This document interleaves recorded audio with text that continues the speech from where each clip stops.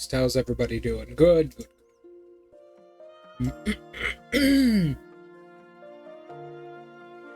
Let me just click these two buttons real quick. There we go. Here we are, a button.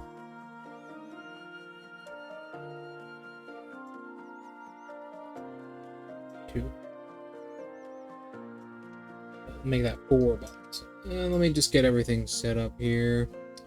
We should be pretty good. The game has been going surprisingly well. 16:57.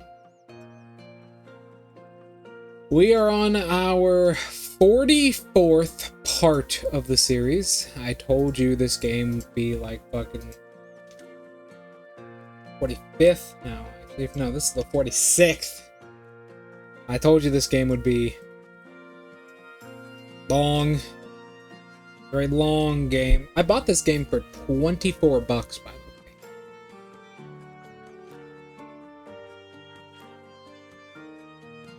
No debate. Yeah, no fucking debate. I bought this game for $24. Which is like some of the best money I've ever spent in my life. Crazy, huh?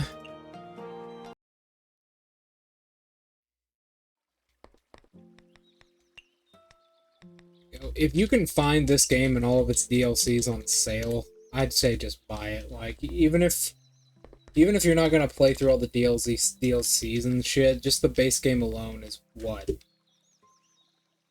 20 hours or so? It's a while. Keep in mind, I'm on DLC 3 of 5, so we're halfway through the majority of the content in the game, like the meat of the content. Draco, you know, I found something today, Draco, that I think you might like. Ooh. Shit. That's blood. Hello. Yes.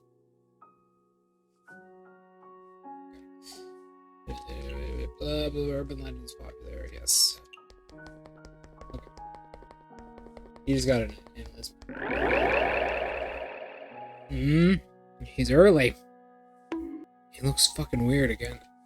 I swear he deteriorates every time I see him.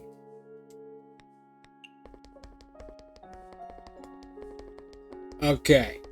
Draco, this inspired me to play Fallout New Vegas. I found my old notes from the Fallout campaign I did years ago. Years and years and years and years ago.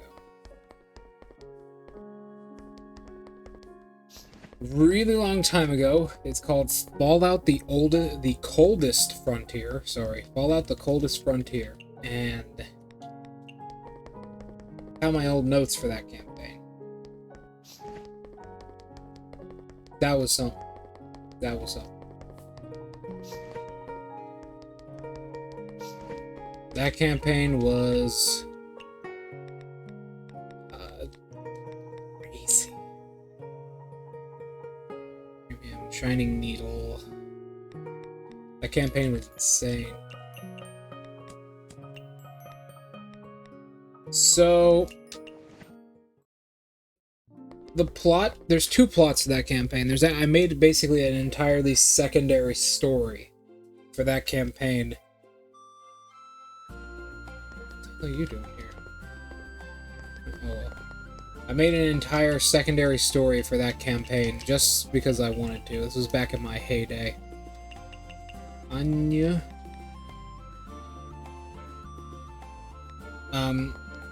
Basically, the story goes like this. I wanted to do a kind of Fallout 4-esque style, but make it a bit more mysterious. So basically, our characters are our first protagonists, right? And every protagonist that the players play as throughout the entire thing.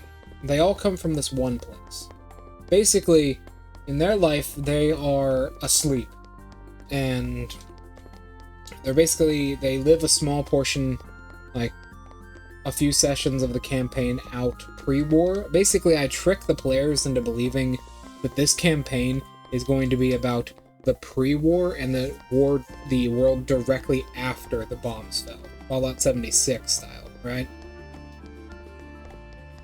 That kind of stuff. But that's a lie. That is a lie. That is a fabrication I made up. Let me talk to Zuzu here. Suzu! Good thing you're here, Mystia. Zuzu, what's up? You're going to take part in the Hakare Grand Festival, correct? Yes. I seem to recall you recognize it as well. She is very much a very cute smash. She's also, like, weirdly short in this game. Though she's taller than Mystia normally. Don't remind me of that. What happened? The villagers were only thinking about attending the festival, so I seized the initiative and took over the villagers' participation in competition. I see. Even wanted to advise the new books via the festival.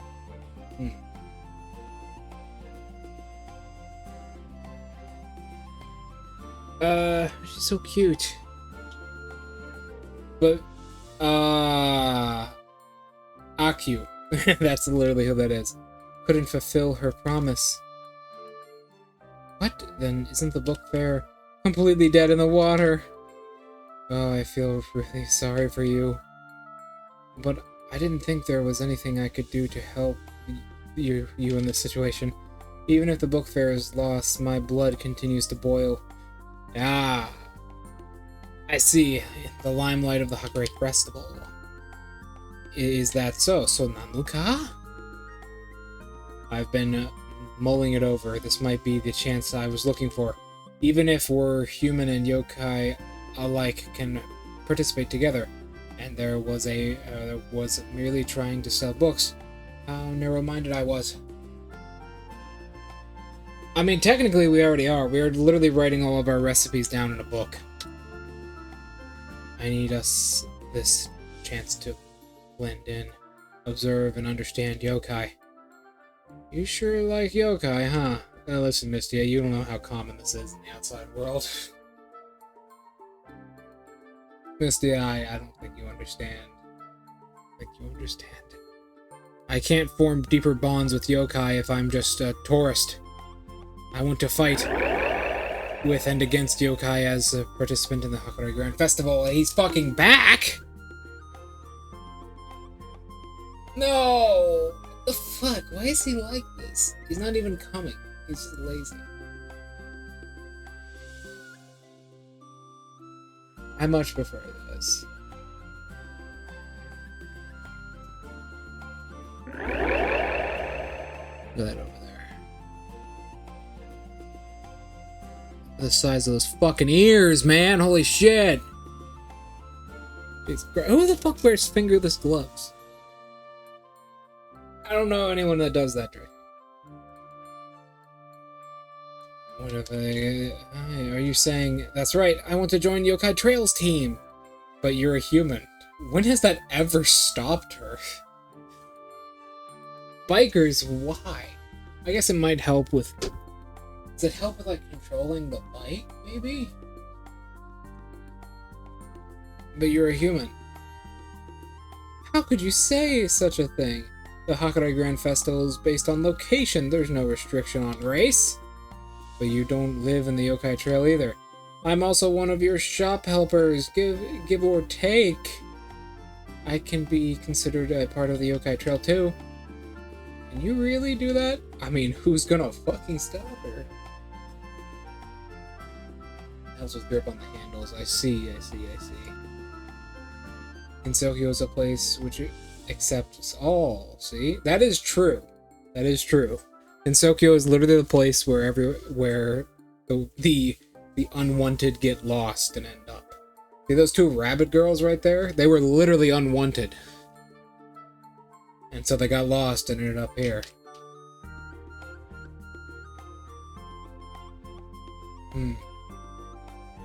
Since you've made up your mind, welcome to the team. Also, awesome! Feel free to order me as you like. I'm going to prepare back. Bye! Bye.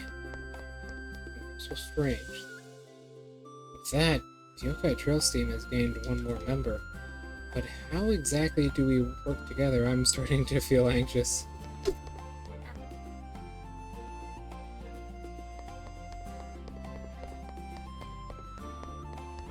That makes sense.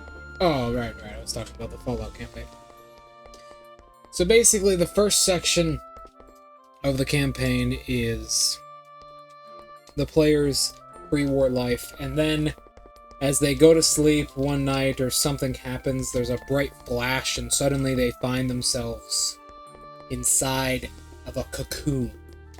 They find themselves inside of a very large cocoon on the side of a tree. The tree itself sort of wobbling and waving very slightly. Undulating, if you would. And basically, the story is that they were randomly selected for a Vault test, essentially, where they were kidnapped, and their genetics and their blood was taken in and used to create a experiment which made clones of them. The real them has been dead for years, but they are a clone with that person's memories. That's like the story of where the players come. And they are in a vault. Vault 9... I believe it's 988? Or something like that?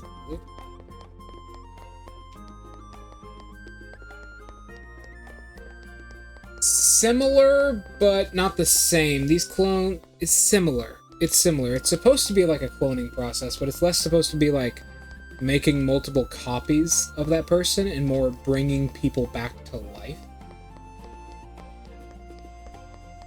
It's less like making copies and more like resurrection. That's the point of this one. It's supposed to be like a resurrection of all the person's memories. Vault-Tec was trying to resurrect dead politicians and people. Memories are the thing that is basically the point of it all, right? The point of this is to get a person's memories, make a copy of them, and to get their memories and everything. How they do that is through stuff like Tranquility Lane, like computer programs that can simulate a person's entire life. That kind of stuff. And also, if they have your brain, they'll also just use your brain itself, if your brain is intact.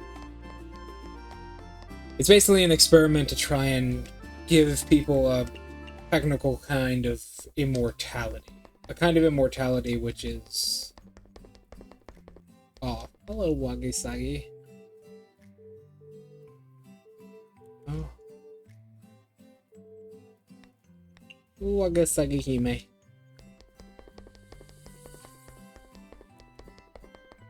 But usually they'll just use a brain, but they can also use computer programs to simulate memories.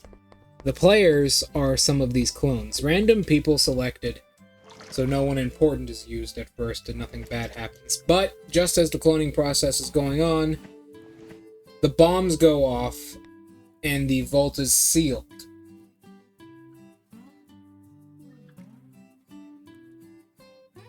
Yes, that's kind of the first step in the program, right? They want to use subjects that are alive, they have their brains and everything, and then they'll move to more extremes later. But before they are able to do that, the bombs go off. The vault is sealed for safety purposes, as now the world is a radioactive wasteland, and all of the participants who are not asleep and all of the people inside that vault are now locked in. It's obviously pretty scary. All the people of the vault are just now locked in there. And their real selves die in the vault. Their real selves die in the vault of old age, and they're unable to reproduce. So no one is in the vault. However, the substance which makes the clones, called the nymph, which is a plant matter-like substance which creates these clones through living matter, still does its job. It begins to clone living matter like it was supposed to, and creates these big trees, which are like artificial wombs for these creatures, these clones, to be formed. There's an advertisement coming up. 55 seconds. I mean, yes, for that would probably be up there as well. But in the end, it doesn't. They end up going through this. It's real bad, obviously. And finally, after that, the players actually wake up. Clones of their real selves. Their real selves now skeletons in the dust, unrecognizable.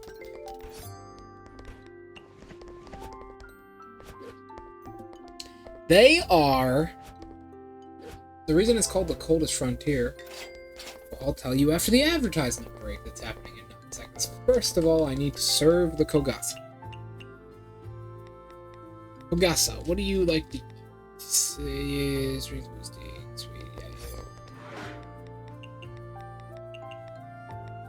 You like this.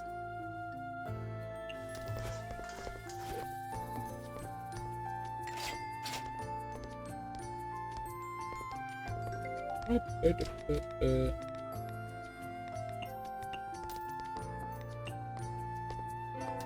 we go.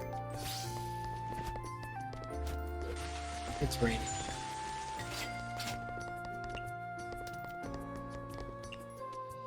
Really nice host. That seems different. Spell of cards. Oh, ad yet, huh? Okay. Well, they wake up, and this happens. This big tree, these like roots are spread everywhere as this tree collects biological material to... There's the advertisement. Nothing? Nothing. I'm assuming. You have an ad. Yep, apartment's done.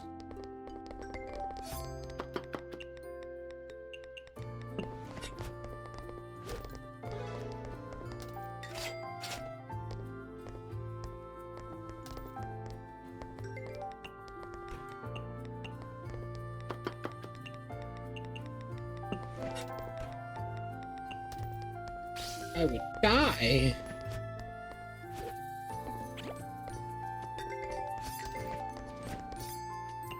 Eatable?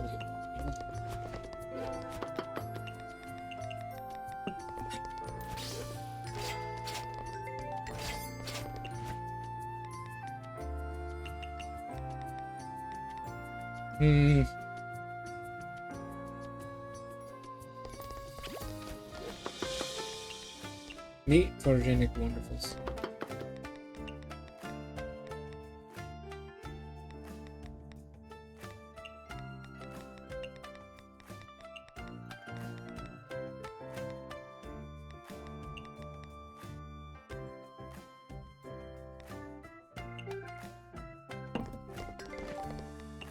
Do not mix these up.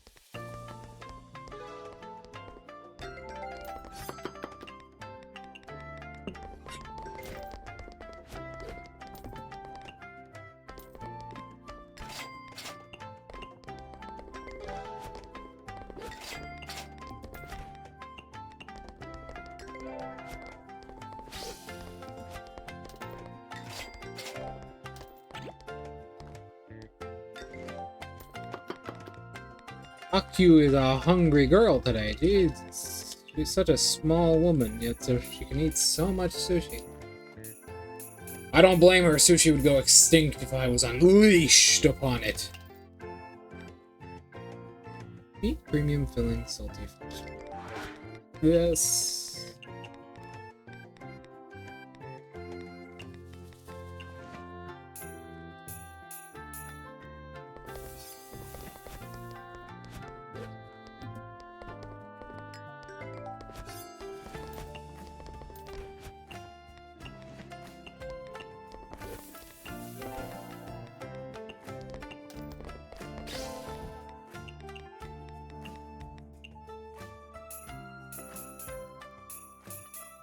PCG.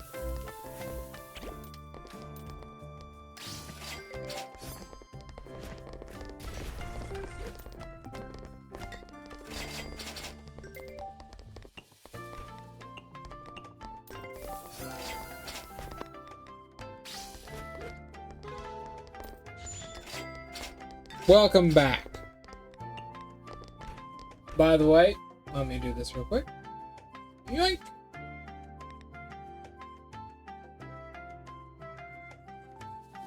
Let me just do the thing real quick. I didn't do this ahead of time like I usually do. I do believe apartments.com is getting... I think it's currently in third. Apartments.com is usually up there. It's one of our more popular ones. Surprisingly, our two top competitors, Alienware, have not showed up for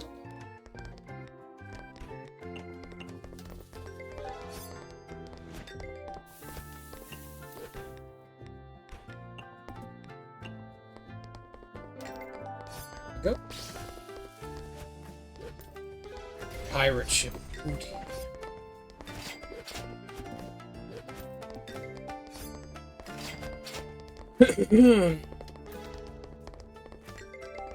Yes.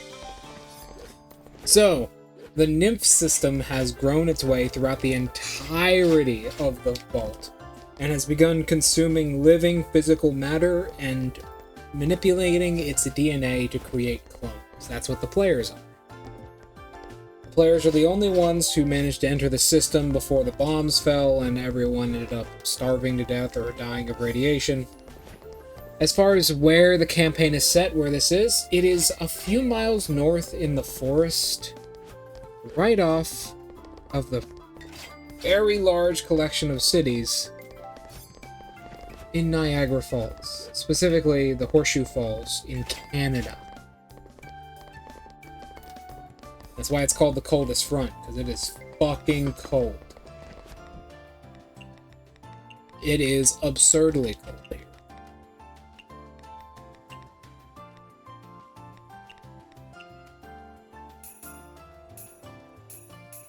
It is an incredibly cold place.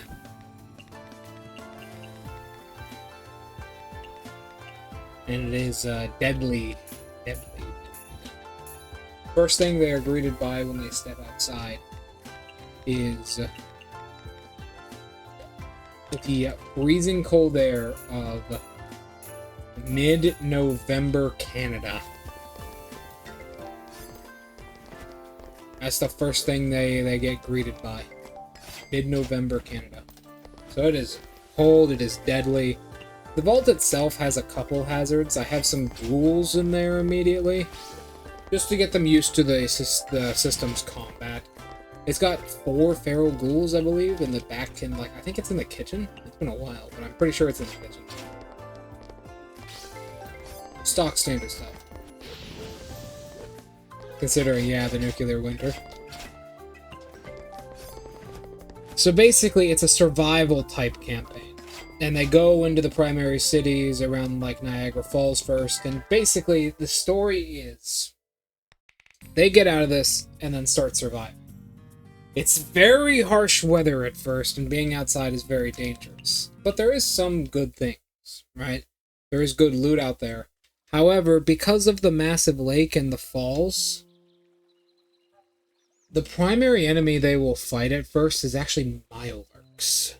Because if you don't know, the city around the Horseshoe Falls, especially the Canadian side, it's pretty big, right? It's pretty big, but this place has just been thrown into ruins. The water here isn't horribly radioactive. Well, it is radioactive. It's not horribly radioactive. But Mirelurks are everywhere. There are tons of Mirelurks around the shores of the falls. And the falls are kind of backed up. Instead of it being like a normal fall, it's a massive lake now. Because something is stopping all that water from flowing downstream.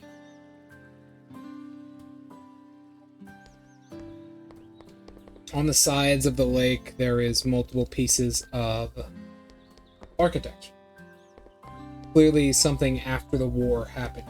And the story is that after the war, the contents...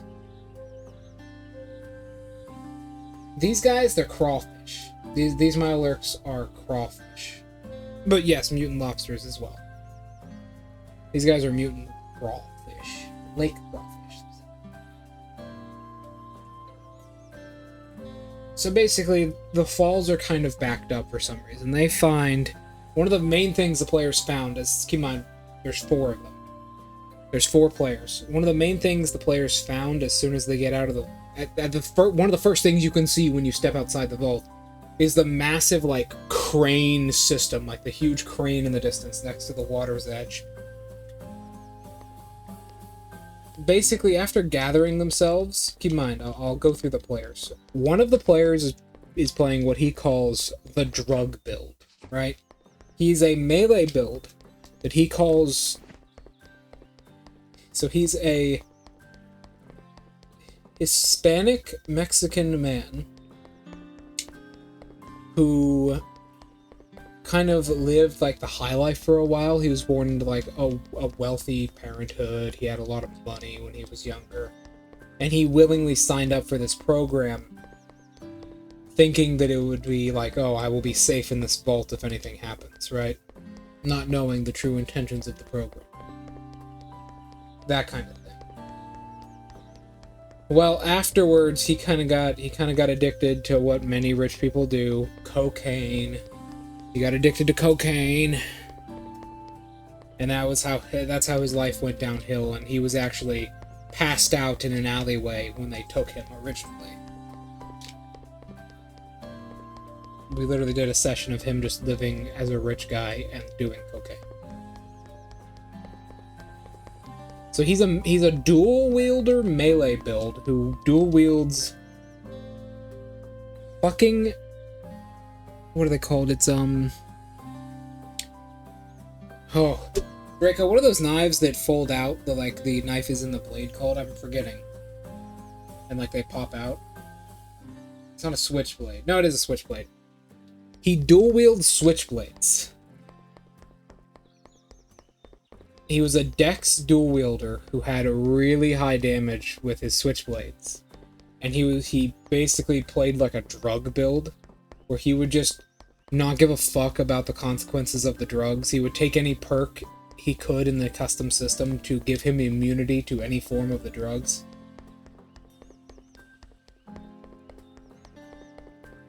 There are many types of knives like that, yes. Whoop, whoop, whoop. Okay. But he basically gave himself any immunity he could from the perk system to drugs. He had really high charisma because of that and really high dex. And he would just go ham. He would just like... So Jet was the one he took the most. What Jet would do is give you another attack on any action that would provide you an attack. So level 1, if he took some Jet, same turn, the turn after he took it, he'd get 4 attacks. 1 base, extra from the Jet, and then dual wield bonus action attack, and then an extra one from the Jet. So he was kind of like the damage dealer. He didn't have a whole lot of health, though. We had a grizzled war veteran medic, so he was a medic who had served in the Great War and had actually fought in Alaska. Had actually fought in Alaska. And didn't go well. Party boy? I do actually think he was planning on it, but his build went a whole different kind of way. His build went a very different kind of way. He became a luck build eventually. He became a super high luck build. So he was like, yeah, the negative effects are bad, but I'd rather just do more damage and be a little bit safer. So he kind of reined the drugs in eventually during his playthrough with that character. That character did eventually end up dying, but he reined the drugs in and took them when he needed to, as like a supplement for his build, and then picked Grim Reaper Sprint, Lucky Critical, Lucky Critical was kind of the main thing he relied on. What Lucky Critical did was when you hit a critical hit, like if you critical someone normally, your next attack on that same turn, if you have one, will also be a critical hit. He was a dual wielder, so that's how he would like farm his crits.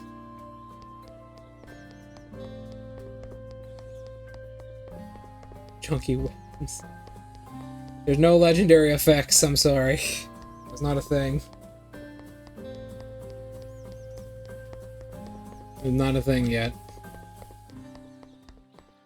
He did suffer with multiple addictions. I say suffered with multiple addictions. He only got addicted to two things.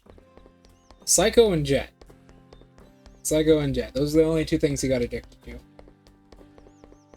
I think he ended up, when he got addicted to Psycho and Jet, he ended up renaming his character to Dual Shank. He renamed his character to Dual Shank. And everyone just called him Dual Shank from then on out. He literally became like a fucking raider. Except slightly less evil.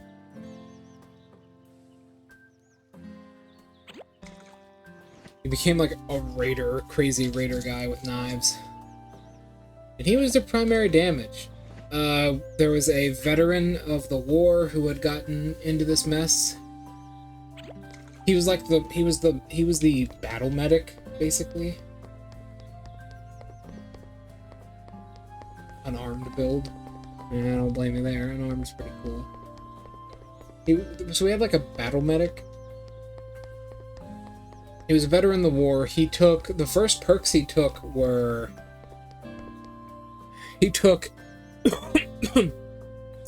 skilled and built to destroy. As a battle medic. He said he wanted to be a medic, but he wanted to be a battle medic, someone on the front lines who could heal himself and others. Built to destroy in that campaign, what it did was it just increased the damage dice up to a d12 of whatever you were using. However, when you used it, the durability of your weapon, whenever you attacked with a weapon, it wouldn't go down by 1, it'd go down by 5. So his durability went down real fast. He actually ended up breaking 2 different weapons from max durability to 0. From max to 0. Keep in mind, most weapons have over 100 durability. A 10mm pistol has 200 durability. A carbine assault rifle has 1600 durability. Because it's built well. We never had an unarmed build, though. That makes me kind of sad now that I think of it. But he fucking shredded. It was a 10mm pistol. Keep in mind, the gun never took any other durability other than him using it. He took a 10mm pistol, broke it. That was the first one. That was at the beginning of the campaign because he never switched out that 10mm pistol. And then he got his hands on a M493, an M4B93, which was like an M4 that fired 50 cal rounds, basically, like small 50 cal rounds, not 50 BMG, but 50 cal rounds.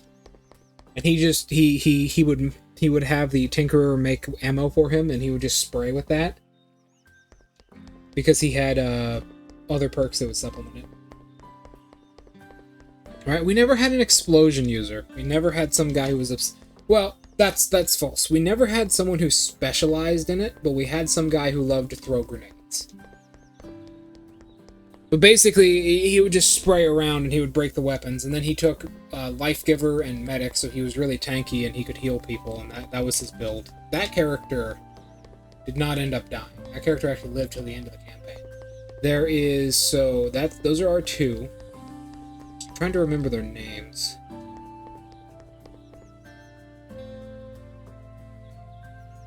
Jackson? No, James. James was the battle healer, and it's been years. I'm pretty sure Dual Shank was previously called, because I'm so used to calling him Dual Shank. I want to say it was Wade. I think it was Wade. I think his name was Wade.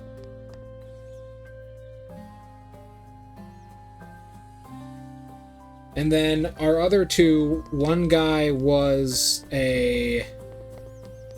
So one guy wanted to start as like what do they call it?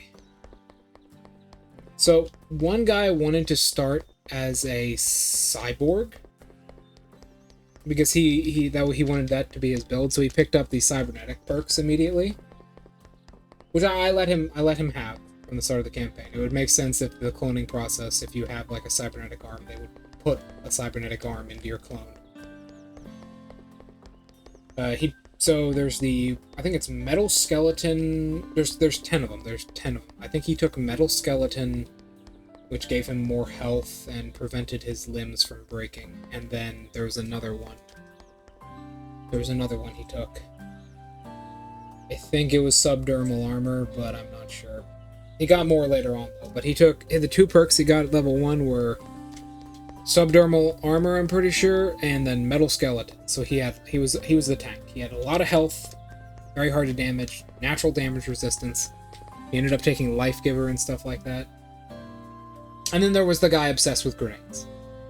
By the way, that guy, the one with the Metal Skeleton and everything, he played a really weird build. He played a handgun build. He was the tank, so he played a handgun and a shield. He actually wielded a shield. Like, actually, he wielded a shield. He had a handgun and a shield, like a riot body shield he would walk around with. And he cut a hole in the shield and stuck his gun through it, so he could shoot through his own shield. And the final guy, he kind of acted as like the de facto leader. He was kind of the leader. They never really agreed on a leader, but he was the one, like, propelling everyone forwards and talking to everybody. So it was a normal civilian. Just a stock standard normal civilian. He was a banker who had been working in economics his whole life. And he pretty much had no skills outside of charisma-based ones. He had really high charisma and really high perception. No, not perception. No, that was, fuck, I want to say that was the battle medic. I want to say he had good perception. One of them rolled really good perception at the beginning of the campaign, right? One of them, like, rolled their perception and it was, like, fucking 8 from a roll. I'm not sure which one. I figured that would be a player. Yeah. But one of them, so what you do in this, how you roll out your stats is you have, so everyone rolls out their stats by rolling 2d10 divided by 2, right? Everyone rolls 2d10 divided by 2. And then from there, you have points that you can put in your stats to increase them as you wish. One of them got like an 18, I believe. One of them rolled an 18 and decided to put it into perception, which is obviously fucking crazy. Oh, that was Togumi! That person just now was... She's a high-ranking officer in Lunar Capital. As the Sage of the Moon, she is a god amongst Lunarians. Oh, no wonder I could tell that she wasn't your usual Lunarian from far away. Well, what do you think of her? I felt like there was an aura of icy cold danger around her. I got shivers just from far away. Your body is too vulnerable to the elements. I can't believe Master would entrust us with such a... That's... What? That is something I haven't heard in years. My grandfather used to use that term, bro.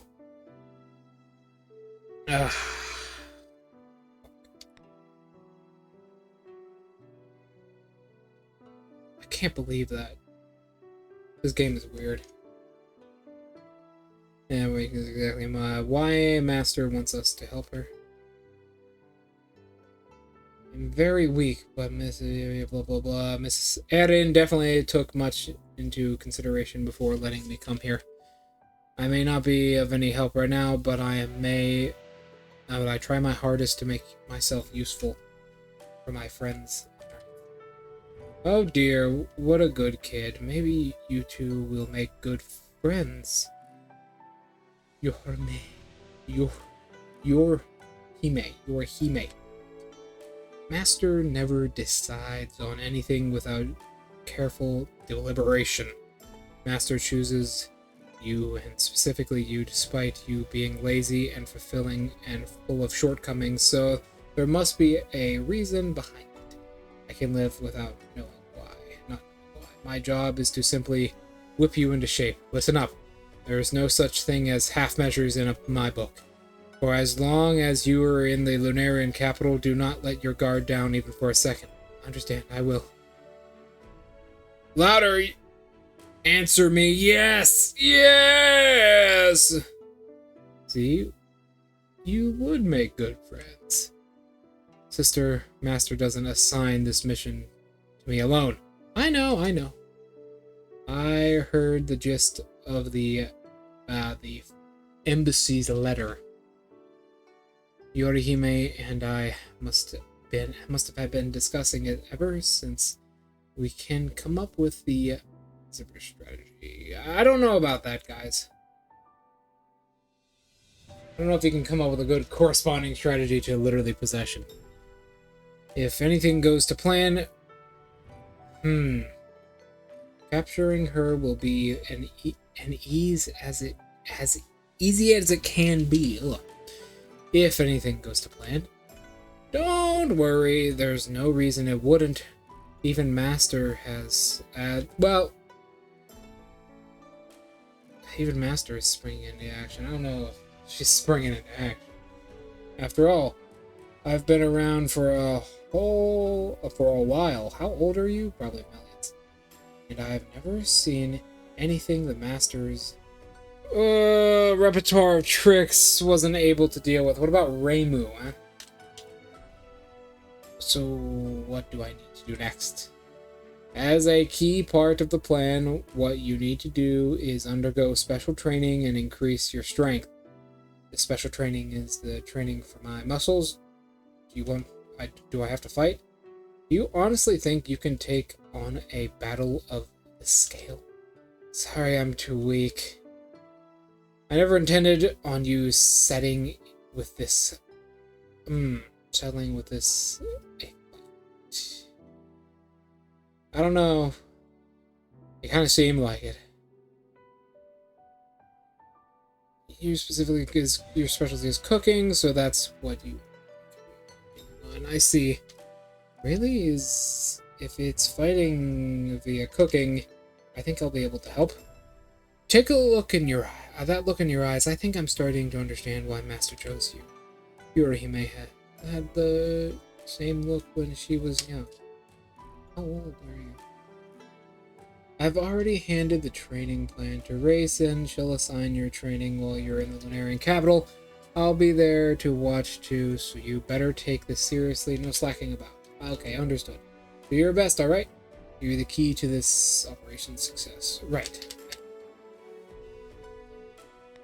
Right, I will. You can go ahead now. There's very important things to take care of. I can't let my guard down either. Report to me if anything happens. Yes. Like I was saying, Draco. There's the fishing. And there's you. What do you have on you? Whoa! Real important stuff. Like I was saying, Draco, those were our players. So this guy... I can't see that fucking bobber. So this guy, he was like... He was the charisma build. He had good charisma and good strength. And okay intelligence. He actually rolled, I think a 6 in his strength and a 7. He got a 7 in his charisma, and his intelligence was an 8 because he put his largest bonus into it. He was kind of like the talker with the brains. That was his whole thing. I don't really know what he was going for. He just kind of like being the generalist of the party. I'm sure you kind of get the gist of the party thus far, correct? We got just about everything everyone needs, but we have a lot of frontline fighters. The only person who isn't is kind of like the face of the party, right? Now you would play an Irishman? I feel like there's trash up here. You would play an Irishman? Here we go. Fishing.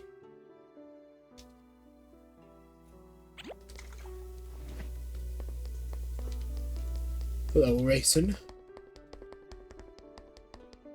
Gap.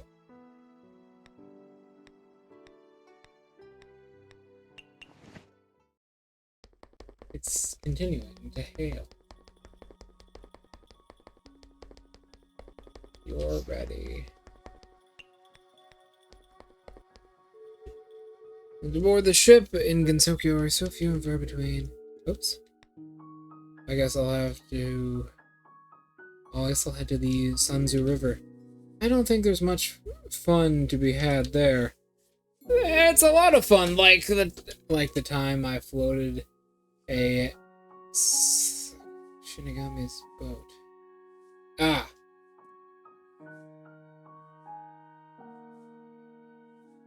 Look on the side. Okay, go on.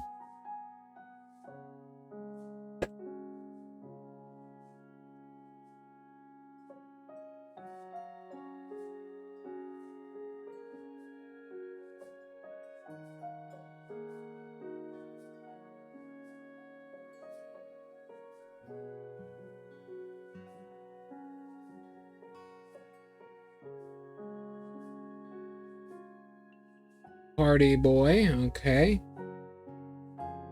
What does that even do?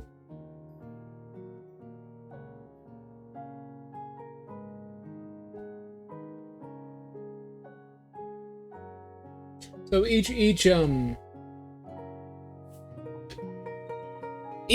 perk has like 3 levels to it, because you get a perk per level, right?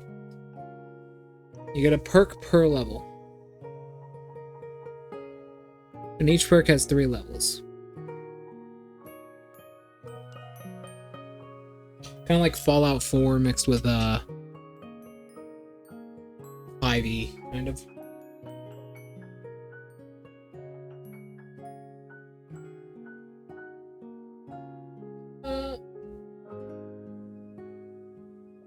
But there's not like a set amount of perks.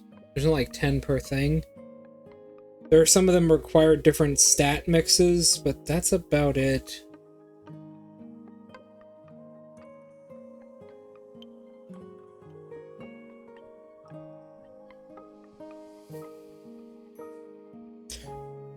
The best one for that would probably be Bob and Weave. You might want to drop charisma and go to agility there, because a lot of the melee damage perks have a requirement, like a lot of the good ones. A lot of them have strength requirement, obviously, but a lot of the good ones have a strength and an agility requirement. Bob and Weave is a good one. When you dodge an enemy's attack, either they miss you or you use the dodge action as a reaction, which is something you get from the perk automatically. You get a bonus damage on any melee attack you make within anyone within your reach for the rest of the turn. At the start of your turn, of your level, of your current level. This effect ends when the turn ends. This effect does not stack so long as you are missed by an attack. So that's a good example of like a really high end, right? dodging in and out of combat to do good damage when you get in on the opponent through, you know, moving quickly.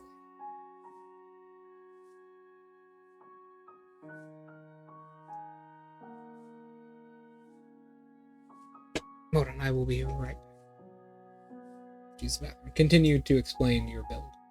I'd love to hear it.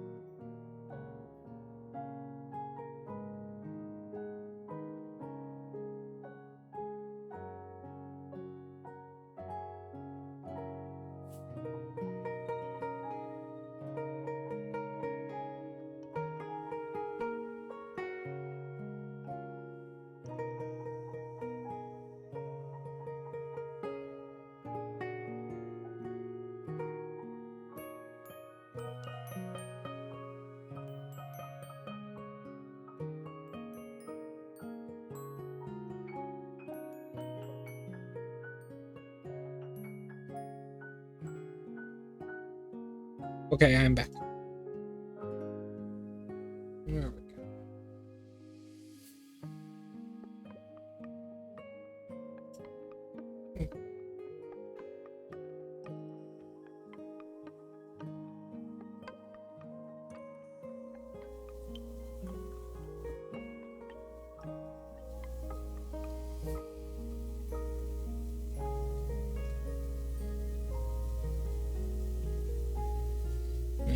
No.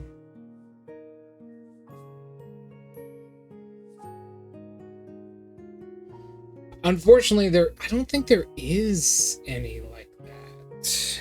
Let me check out. Something I haven't noticed. This is pretty funny.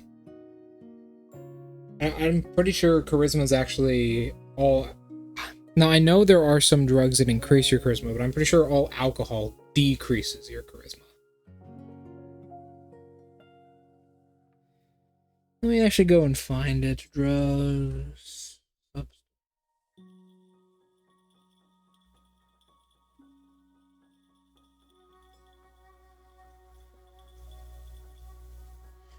Alcohol. So basically, every type of drug has specific stats that it can raise. There are 3 types of drugs, right? There is liquid and alcoholic type of drugs.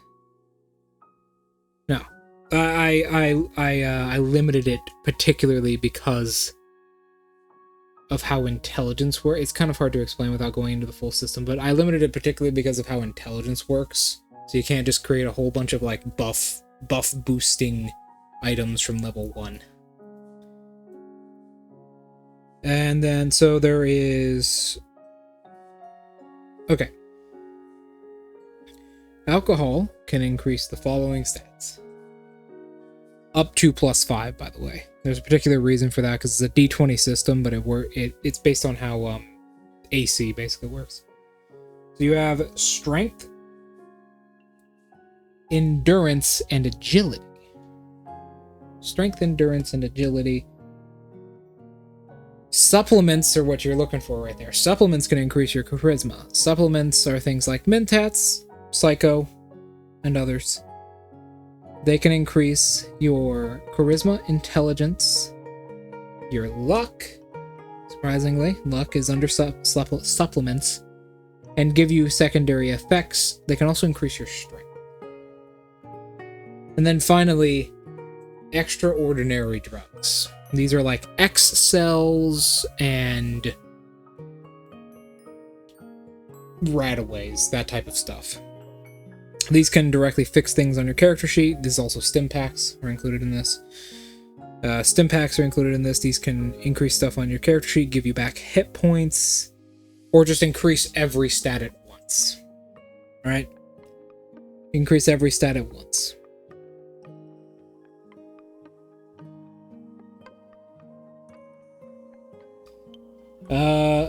That is under chemistry. You probably need someone with high intelligence. So basically, chemistry is actually an option in the game, right? Chemistry is used for making drugs and explosives. Explosive expert is used for dealing more damage with explosives. Basically, let me first explain how the system works. So it's a D20 system with your stats that go up to +10, right?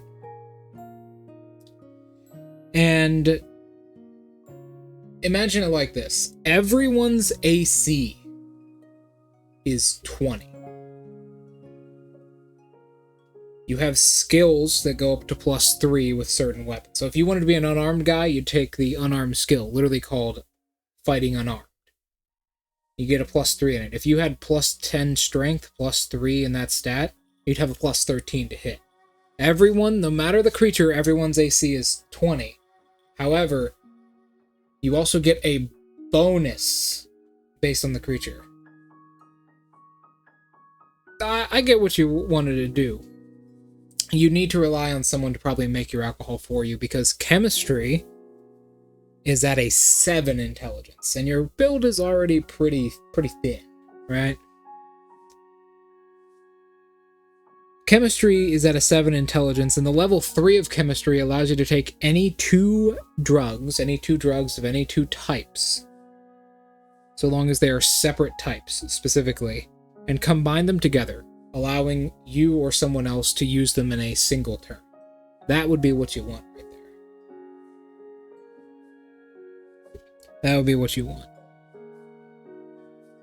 So basically, imagine it like this. Actually, let me literally get the monster sheets out and tell you. By the way, she's sunk the boat of the red-headed Shinigami. But how this works, let me put it to you like this. A soft shell crab lurk, right? That's what I called them. Yeah, so soft shell crab lurks and soft shell skitter lurks give you a +3 to hit them because their armor is just kind of bad. Most people are going to start with a +5 or +6 in the thing they want, because you only get 4 points to spend to increase your stats. So if you roll bad, you can always take the average, which is 4. You can replace any stat that is, any 2 stats specifically, that is below 4, you can add it to 4. You can give it. You can put it at 4. Otherwise, you get 4 points to spend. Most people are going to have +5 or +6 in their average stat, and then monsters will add their own.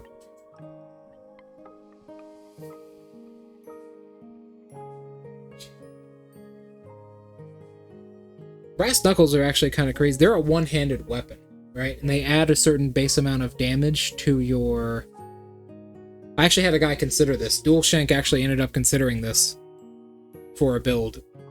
He thought about using brass knuckles in one hand and a shield in the other hand. He didn't end up doing it, though. He dedicated to dual wielding. But it's kind of how this works. Now, creatures with very heavy armor, instead of adding to your roll, they'll reduce your roll. So an example here is, say, a young Deathclaw, right? A young Deathclaw will -1 from your roll.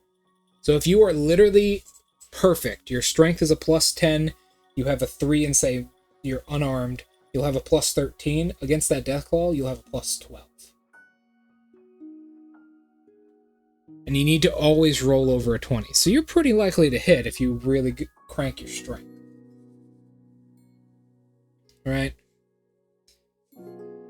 What you need is good strength, good agility, and good luck, and rely on your teammates for your buffs. You want to rely on your teammates for your buffs. So there you go.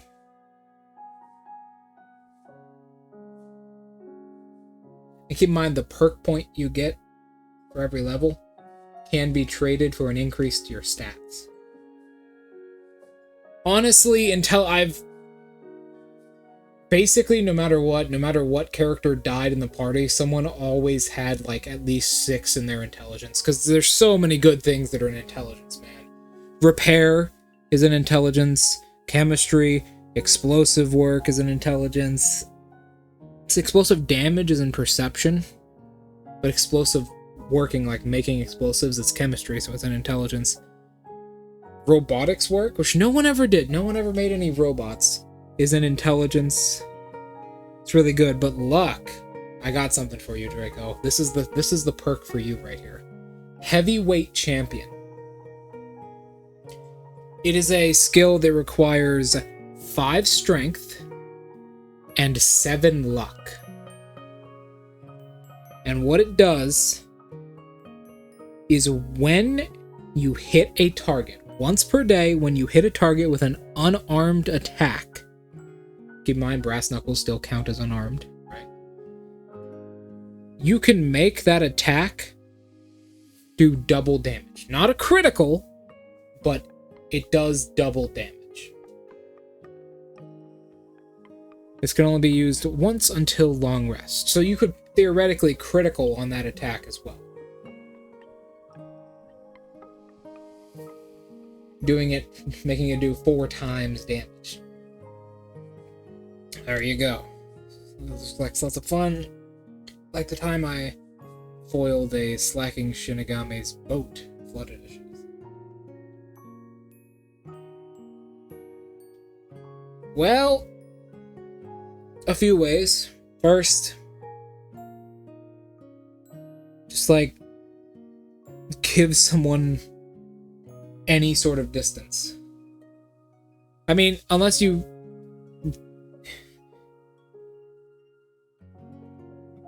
unless you like really focus agility, because agility is also based on gives you speed, right?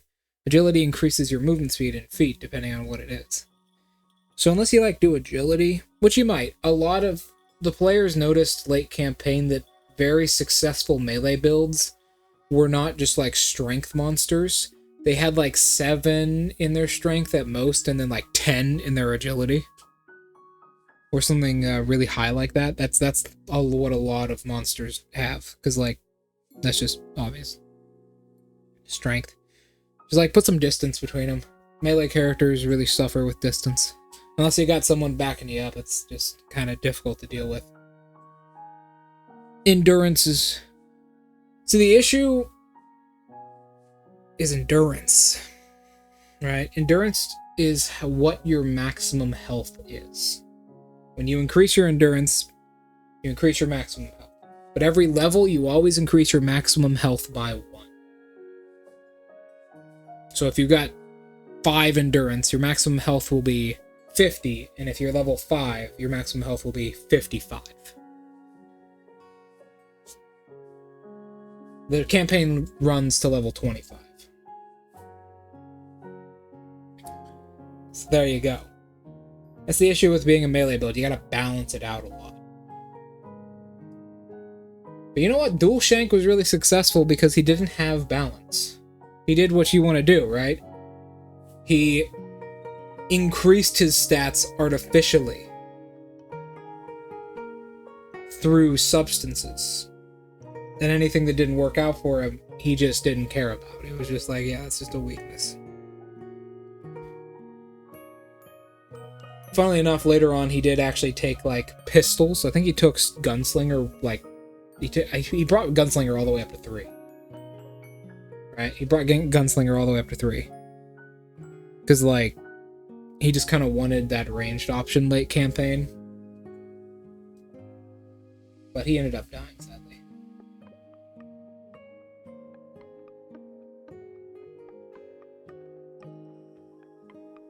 Yeah, that's kind of the thing. If you have high enough agility and you're a good melee build, especially if you have luck, you just kill people faster than they can really kill you. So long as you're not fighting a big crowd, they're just gonna die. Melee builds just kind of rely on that. And then most of the time, they'll get their tankiness from their armor, right? Because armor requires strength. With the exception of power armor that requires intelligence, most heavy armors require strength to use. So stuff like plate armor is kind of your thing there. Plate armor. So here's a good example. Standard bulletproof vest, leather armor, right? Combat armor. Like the really light stuff. The torso combat armor set. Gives the enemies a +2 to hit you. Which is really, really low. Right? A Mirelurk with a hardened shell, even if it's a soft shell, has a +3. So you're harder to hit than a Mirelurk. But a full suit of iron plate mail. Iron plate mail gives a -3 to hit you. And gives you 3 damage reduction. It requires 8 strength to use properly. But you're probably going to have that by the time you have iron plate.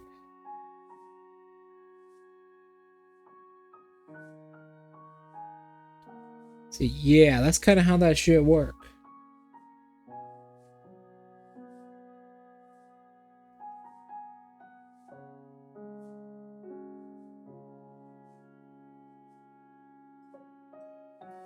Bumper swords.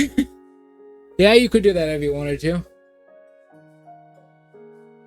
Honestly, melee weapon builds and unarmed builds are very interchangeable. If you were an unarmed build, unless you spec hard into unarmed, you can just become a melee weapon build in like 4 levels if you want.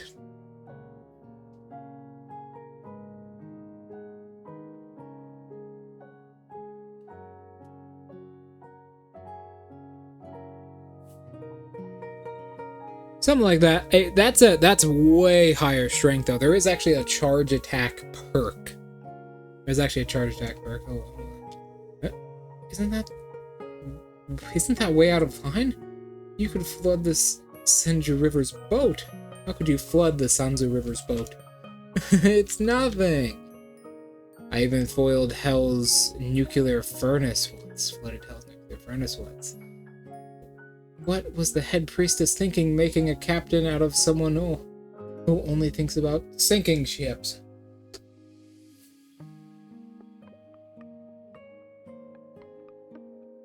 Yeah, it's just reliable, right?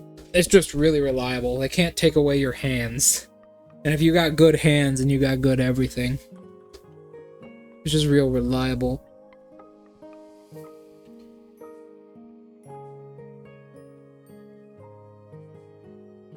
It's nice. It's nice. So let me tell you the story, right? Basically, this group, the group I just described to you a couple minutes ago, they get out of the vault. They come out of the vault. It's freezing fucking cold. November. They're like, let's... And it's the middle of the night, and it's snowing. So they're like, let's go back inside and wait till morning. And they agreed they should probably go back inside and wait till morning.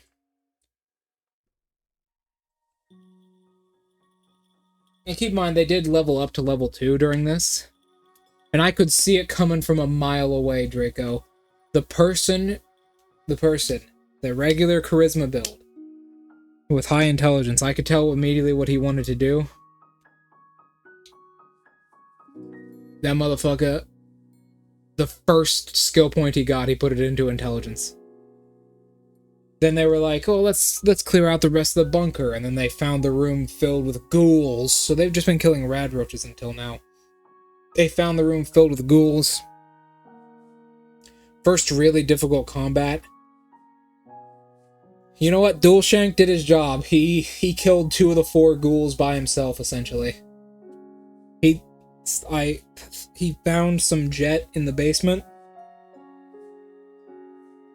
And the first thing he did when he saw those ghouls was hit it. Went up to one of them.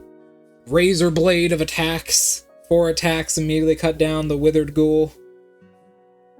Next turn, he took a hit, almost went down, went up to the next one, 2 attacks, crit, and then a normal hit, took down that ghoul.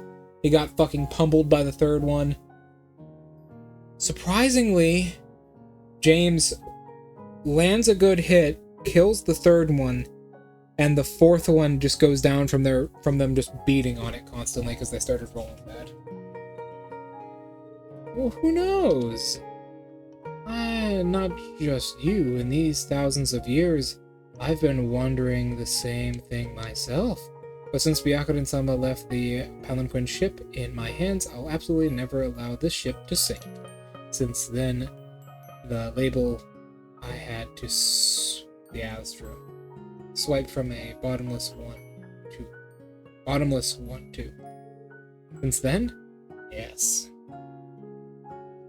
And then morning comes, it's still snowing, but it's significantly warmer. Circuit name.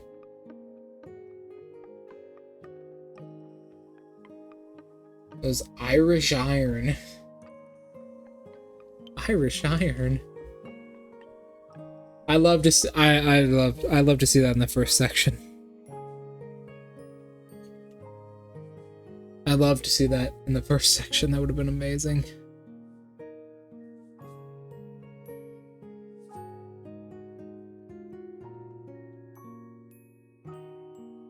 Brass knuckles are no joke, man. So weapons are one of the few things that can add to your plus to hit bonus. Brass knuckles with unarmed attacks give you a +2 to damage and to hit, which is no joke. You can wield 2 of them, and it'll count as the same buff twice, so +4, +4. That's no joke. +4 is a lot. 4 is a hell of a lot. Irish Iron.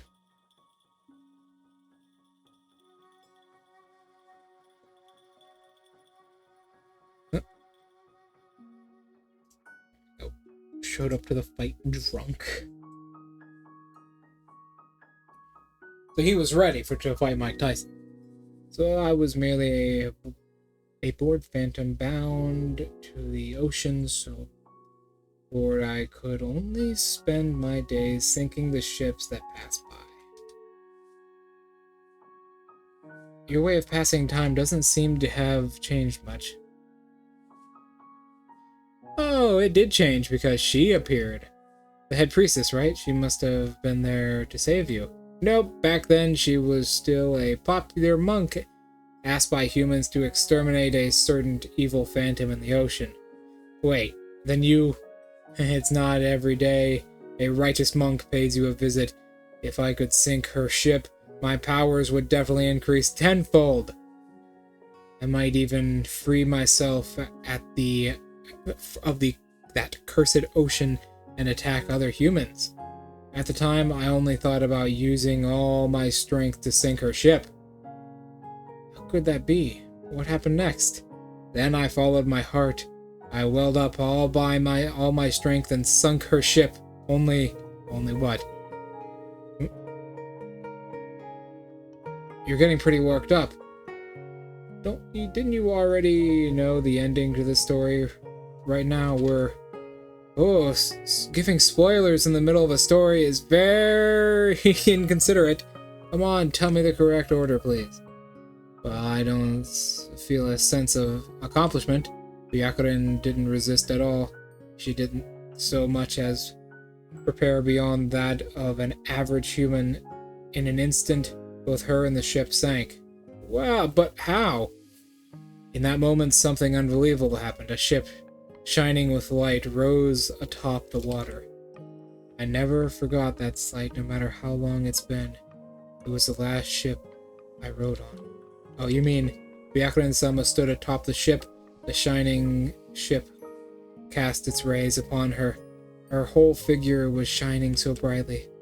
The ship that brought us here was sunk in a shipwreck. I've used my powers to make a new ship, but this is a very special ship, so there's no one that can captain it. Does that mean yes? What does it mean, I wonder? Just as I was at a loss for what to do, she extended her hand out to me into the ocean to which I was bound. But you can captain this ship.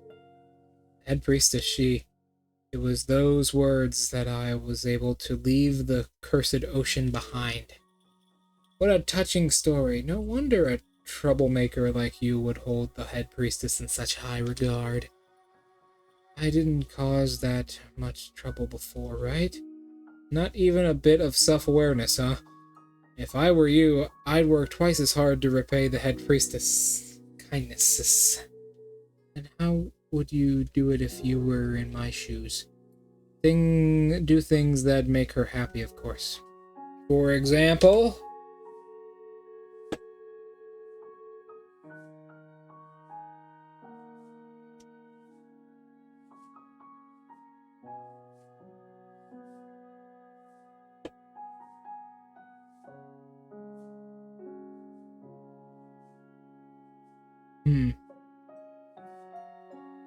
I can't come up.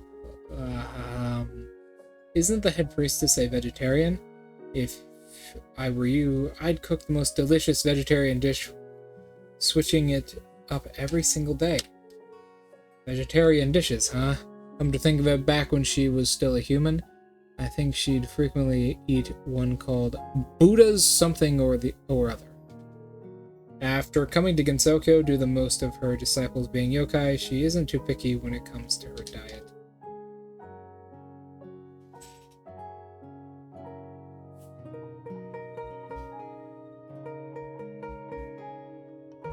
God damn, look at that. Oh, my liver.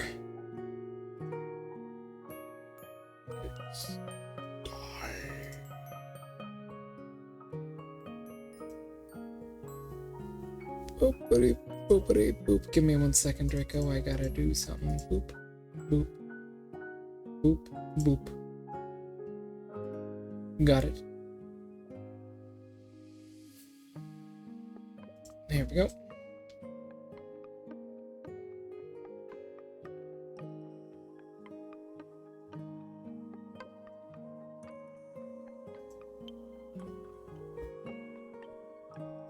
There we go. There's an advertisement coming in 31 seconds.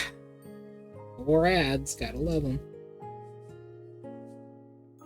Yeah.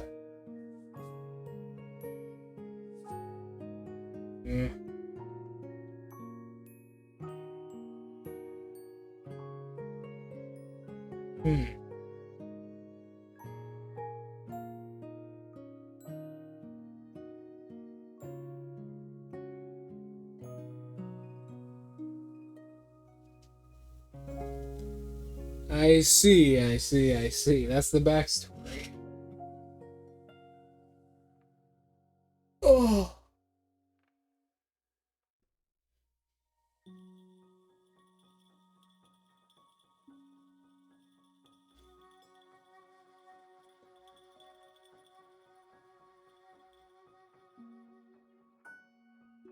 Dock worker. She'd be overjoyed. I'm sure she'd be overjoyed. You know how to make that dish. No, I don't. But I believe you, who treasures your bond with the head priestess, absolutely will not forget anything about her. Think carefully. What kind of dish was it exactly? Even if you say that, I'm pretty clueless when it comes to vegetarian dishes. I only eat the finest of meat.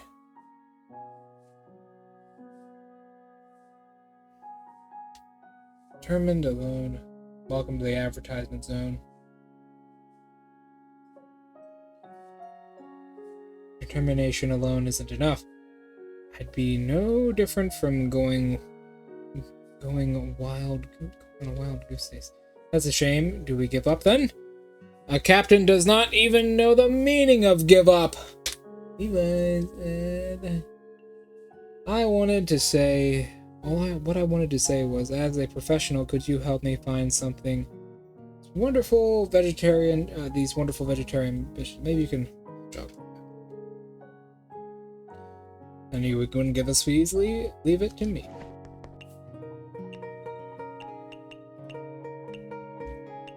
I'm assuming you want me to give you vegetarian, and wonderful.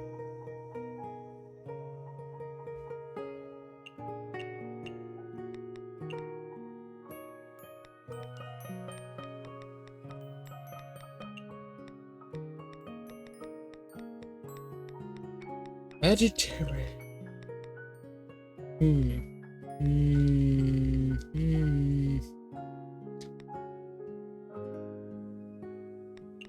How many do you need? 5. Eepers. 5.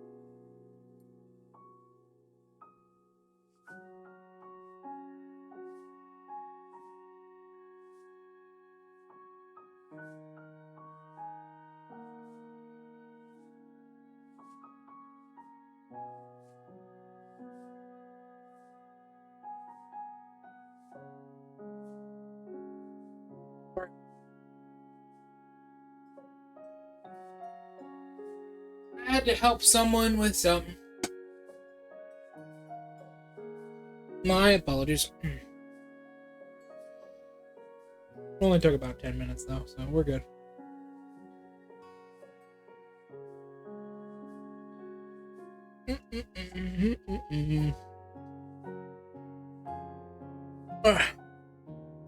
God, that took a while. Okay. No.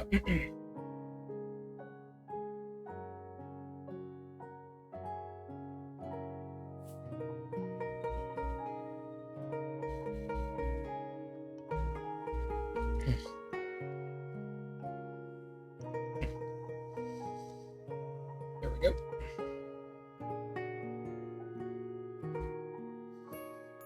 I see. I see. Marasa. What an unbelievable dish. The dishes Byakurin-sama had in the past is just as unbelievable. Have you remembered it? Yep. Even if I do remember it, cooking and whatnot, especially vegetarian dishes, I have no clue about. That's how we got into all this nonsense, huh?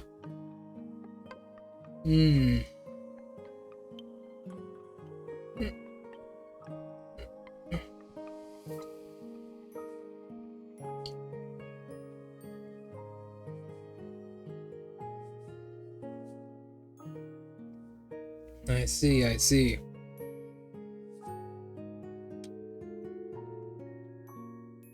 I have to make it a recipe. Yes, really. Just leave it to me. Buddha's Delight.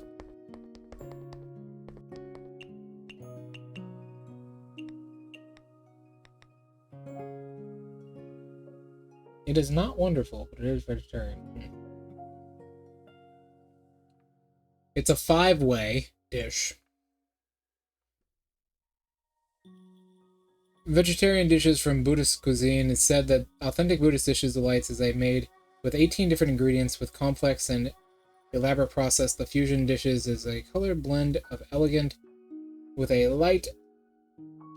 So, Draco, that sounds pretty damn cool, not gonna lie. Unarmed builds are one way. This is the most luxurious dish in a Buddhist cuisine. Unarmed builds are uncommon. We never had a player do one. We had a player do a melee build, but that's it. Never an unarmed build.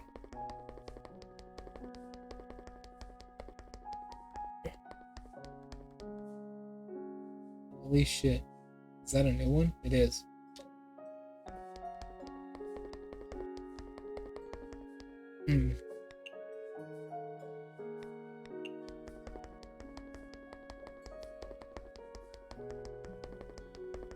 Crazy stuff, eh?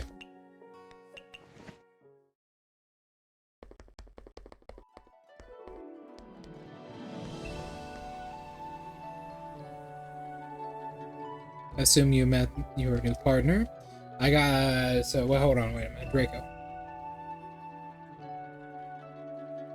Since we're talking about unarmed build, Draco, I got a question. If you're still here, that is. I know I was away for a while. Had to grab a quick snack and also help someone with some bullshit. I got us some pretty good helpers. Make sure you put them to good use. I'm not using anyone. They're all my... helping your moms. I was helping my uncle. Well, there you go. So, Draco, I got a question for you. Since we're talking about unarmed builds.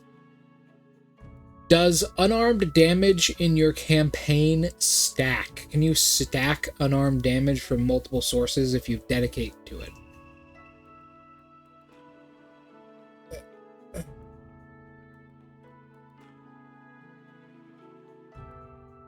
There we go. I'm not using anyone. They're all my important friends. That word. Too mature for you. Allow me to phrase it in a different way. Make sure you treasure the helpers I found for you, alright? Do they mean the same thing? Wait. An said Kozuzu wanting to join the festival was also you pulling the strings. My hands are clean.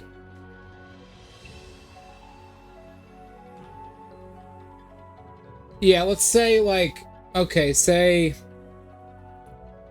you took Dragon Hide say you're Dragonborn, you take Dragon Hide, which gives you a D4 normally, right? And you're a monk, which gives you a D4. And then you, at starting, like, first level feat, you take Fighting Initiate and take the Unarmed Fighting Style, which gives you a D6. Do you roll 2d4 plus a d6? Yeah, said the book fell through because the author couldn't finish her new book on time. All I did was help someone who loves music apply for a music game console. You? As for whether or not the author in the question would because so engrossed in the game that she couldn't finish her work on time wasn't a single clue. Only the monk die changes. Yeah, that is true. Actually,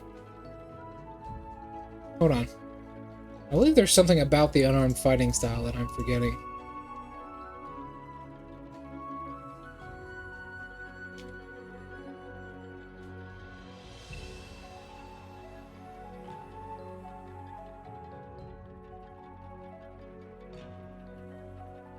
There's something about it. It's weird. Oh no, if you're wielding nothing, so if you're not wielding a shield or anything, it's a D8. And then if you're, for some reason, this is a really weird one. At the start of your turn, you add a 1d4 bludgeoning damage to one creature you are grappled by. Or you are grappled by you. I forgot about that word, shit. So unarmed can be a pretty good build. Unarmed fighter, that's a rare one. That's a rare one. Huh.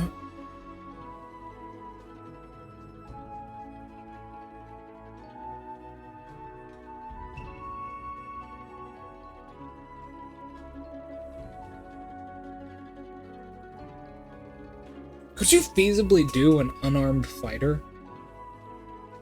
You'd probably have to be Battle Master or something with some good, like, techniques, but I guess it could work.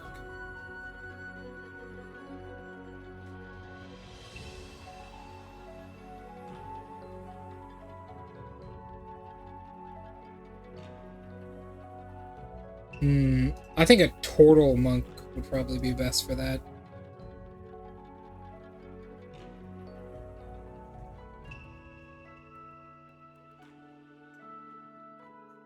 Because if you take Fighting Initiate, if you take Fighter and then Fighting Initiate and then Monk, you have two fighting styles. And they can be Unarmed and Mariner, which would make your AC naturally an 18 as a Turtle. And then you do a 1d6 slashing damage.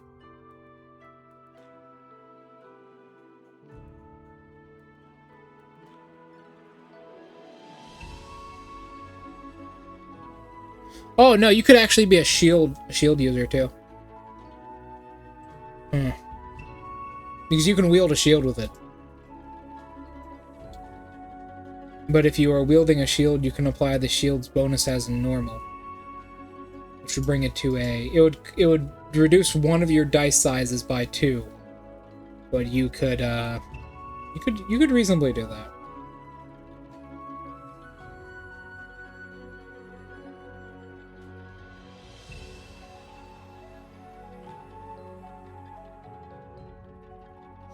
You could be a small turtle as well. 1d6.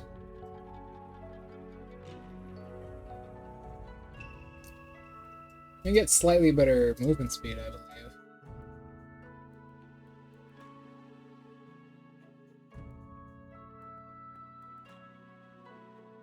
Yeah, one of these is better for fighter and the other one's better for monk. One of these is better for fighter and the other one's better for monk.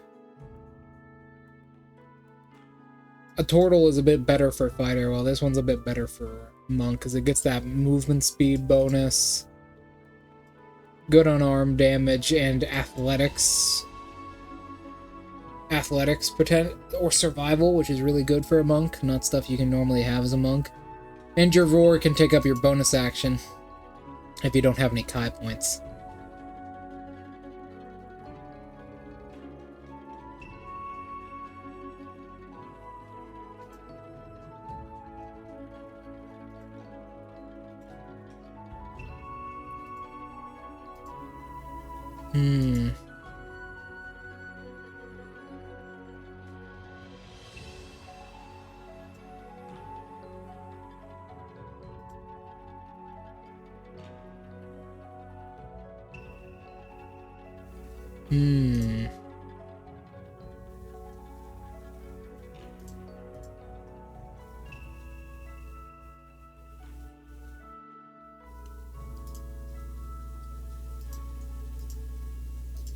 The turtle, because okay, it's 4 more damage. First level monk also gives you some really good options. Honestly, you know what might be better than that though? You get what level of monk do you get martial arts?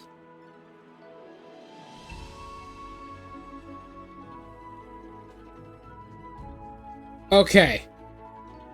Here's the play. First level, right? That way you can attack as a bonus action. Alright, martial arts.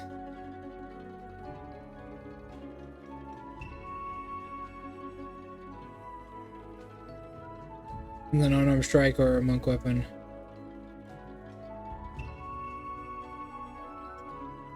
So, okay. You want to take that just to have something to do with your bonus action, and your unarmed strikes are your big damage. So first level, you take turtle. Alright? You take turtle, monk.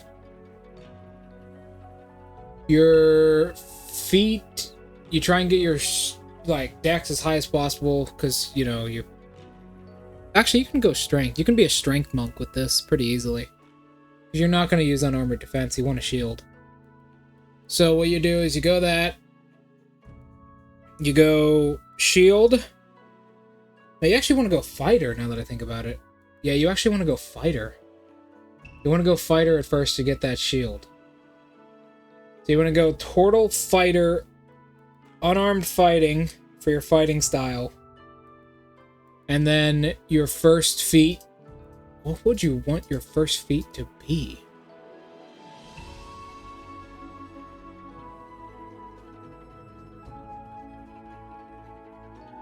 God, I don't know, Draco. What would you want that to be?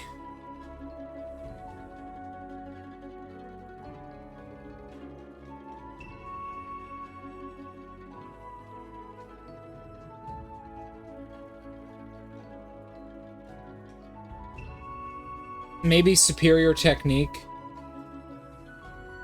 Okay, martial adept, I suppose. You can go martial adept, yeah. You could go martial adept. Get some maneuvers early, because you're probably going to be a battle master anyways. Martial adept. Get some maneuvers early.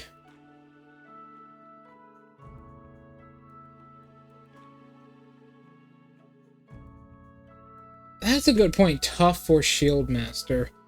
I rarely see anyone use shield master.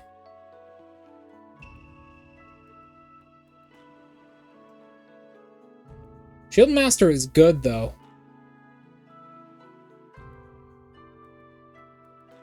Shield master is good.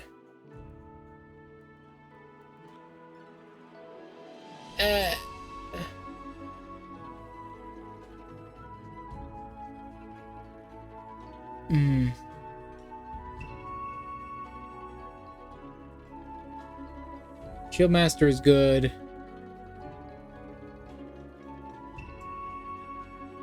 What else could be good?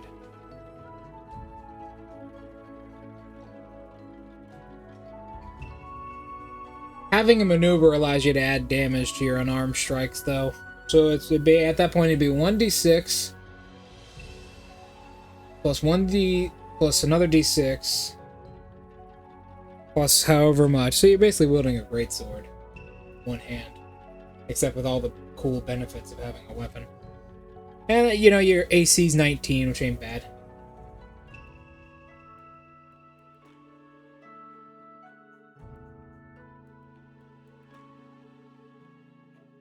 Yeah, I don't. You know my experiences with magical weapons. I never expect to get any magical weapon that'll ever work for my build, not once ever. And if we do find one, I expect it's not going to be me that has it.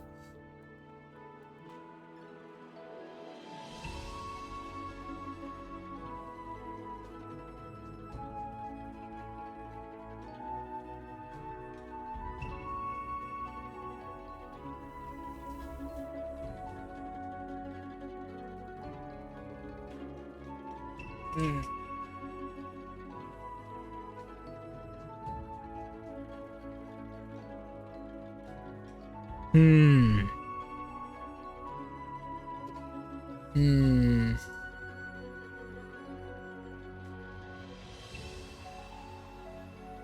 And then level 2, you literally immediately start multiclassing into monk to get martial arts to make an attack as a bonus action.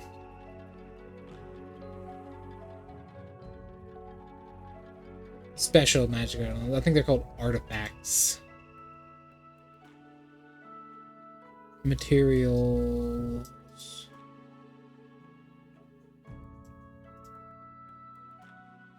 Flurry of blows. Nah, that starts at level 2. You don't really want to go too high into monk. Unarmored movement. I believe that doesn't apply if you have a shield. Or wearing a shield, yeah. You want that shield for that AC bonus. Otherwise, your AC kinda sucks.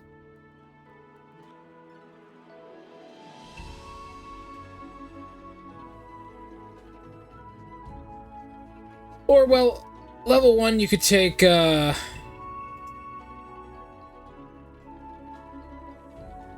Level 1 you could take...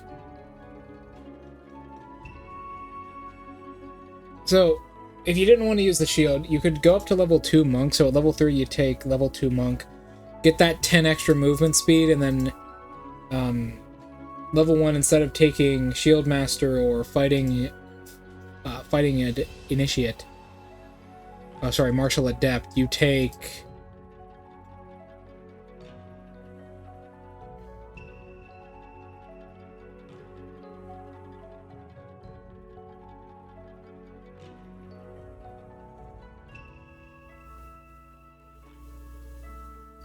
I see. Most of the DMs I have played with have given out magical items very, very, very rarely. Usually like one per quest, which I'm assuming is the same for ye. But it might be different, I don't know. But you can take level 3 monk, and your AC is 18 if you have Mariner. You can take Mariner from Martial Adept at level 1. 18 AC and a 40-foot move, climb, and swim speed. Level 3, not bad. Level 4 is your ability score improvement. I don't even know what you could take there. Fucking nothing.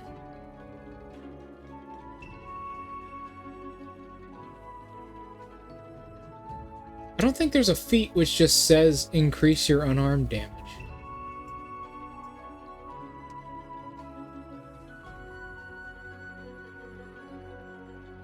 I don't think there's a feat that just says increase your unarmed damage.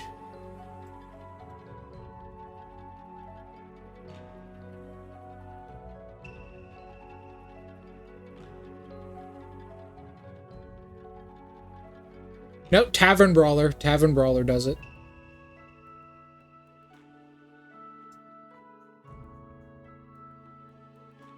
When you hit a creature with an unarmed strike,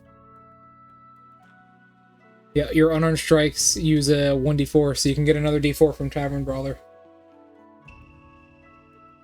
In the monster's lore. I see.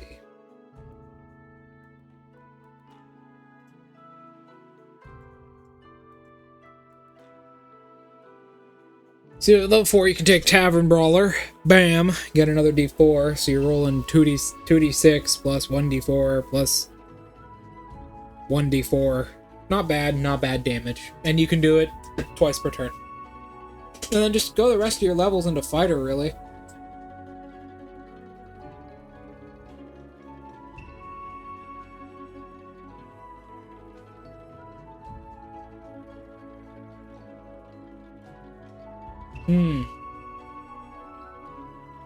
Pick up Action Surge.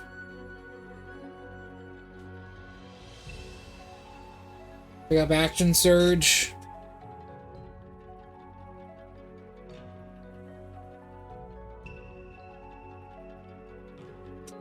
Go the rest in the Fighter.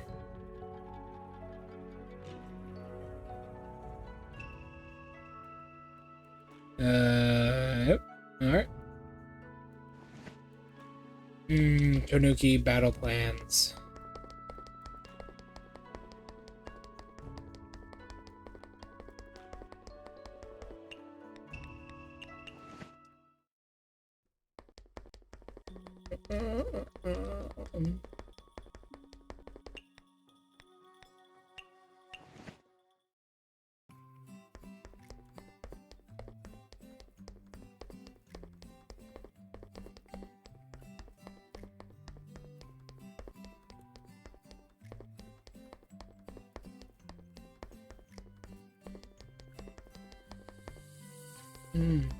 Wagasage Hime.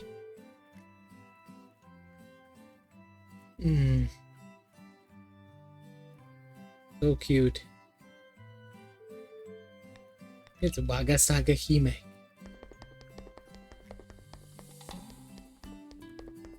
Indeed, they do that. They gather it all up in like big chambers.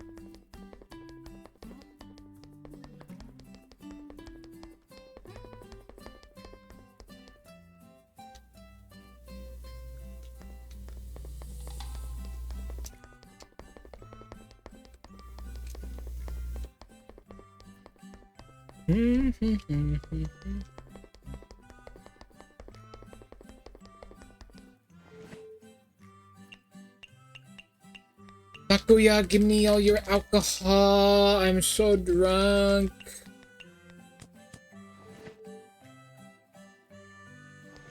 Full Moon's View?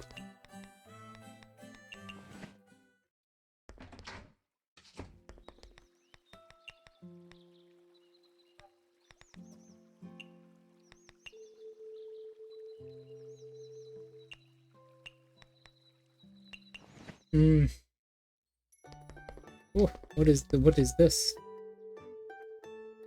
Whoever solves the mystery, yeah.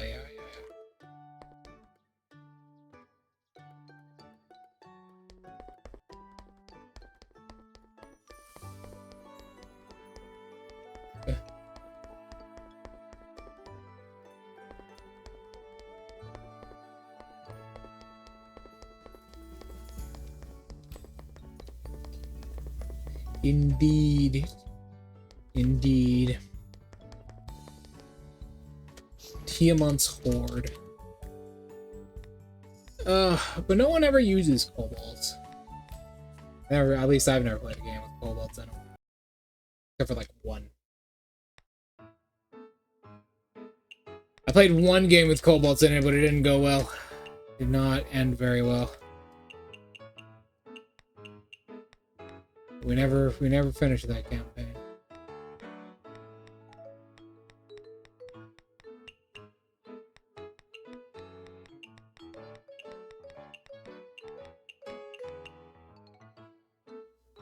Ugh. Whatever, I'm sure your campaign will be far better.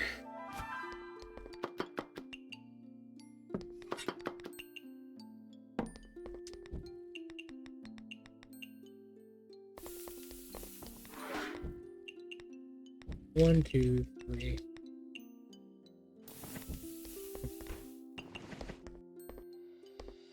Ugh. Cobalt God.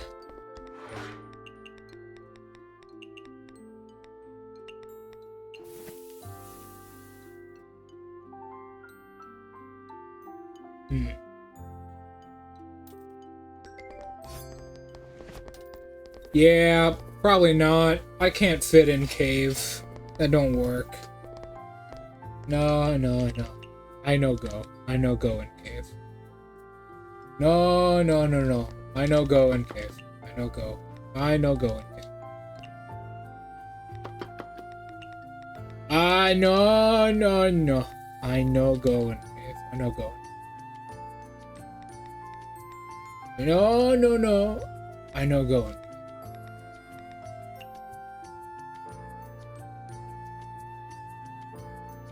Yeah, but I can't squeeze into small spaces. Sure, I can crawl into the cave just fine. There's no penalty if I do that.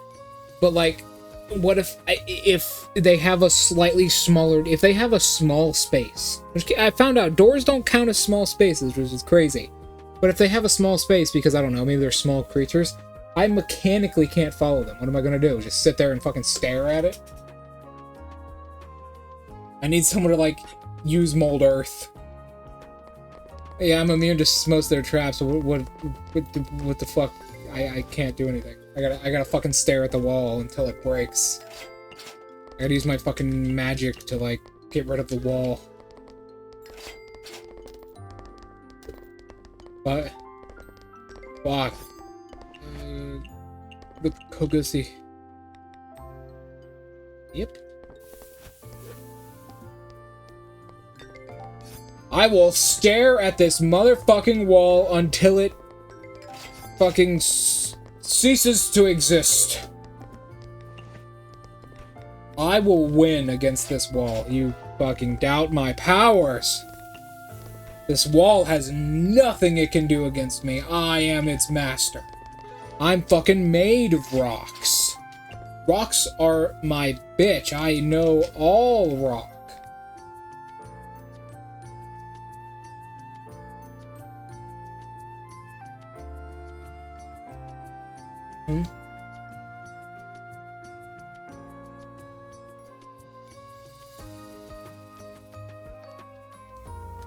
Yes, that is true.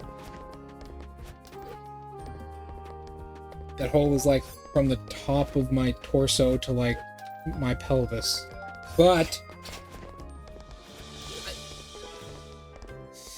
God, I hope they end up playing as a fairy. I just need reduce and large, bro.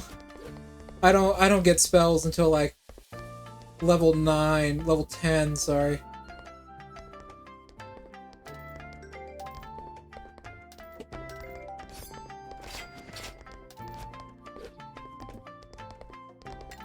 Oh.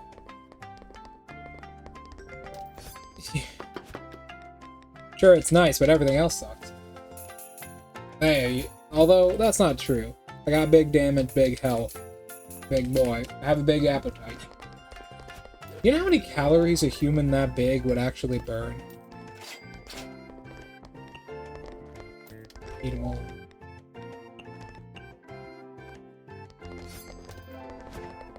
Kaguya! About 6,000 a day on average if they weren't doing anything intense. Fry, drink. About 6,000 a day if they were just kind of sitting down and not doing anything too crazy.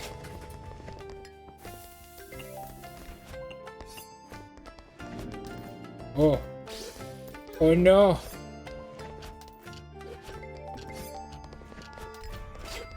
But it doesn't work, Kaguya.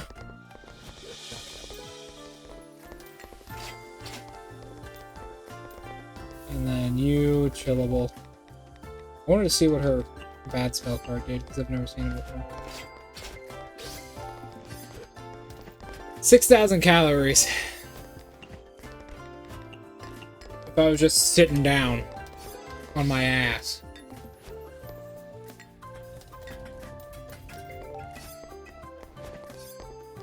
You know what? I was thinking about that. What if they all come out to be small creatures? Like, you said that you called them goblins before, but what if they literally come out as all small creatures? Like, they only play small races. That would be pretty good. I could just, like, mount a small house on my back and carry the group around. That would be nice. That would be super easy travel. Holy shit. Traveling would be super easy. We'd have, like, no cost for a horse or feed or anything. You just literally go.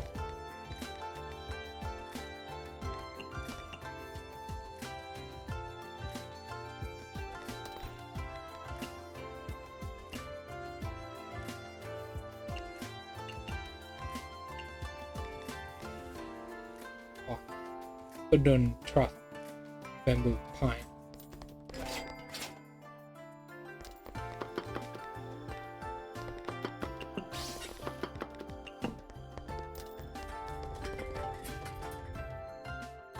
Yeah, what is that thing called? I forget what it's called, but the ogre battle tower. They could fucking do that shit, man. Even if they were medium creatures, they can still officially mount me. I just have to give them like a piggyback ride. And it's officially something they could do. But I want to see what if especially it's a fairy, that would be really good. And producing large just could be great. But we'll see. We'll see what kind of team synergy we got. We don't even know what they're gonna play as yet. Lotus, truffle. That's a cucumber. Lotus, pine, and what was it? Lotus, truffle, pine. Lotus, truffle, pine.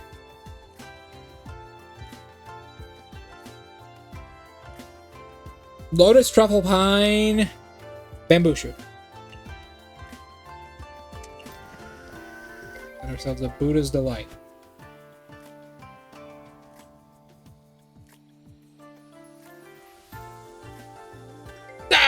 It only lasts for a minute.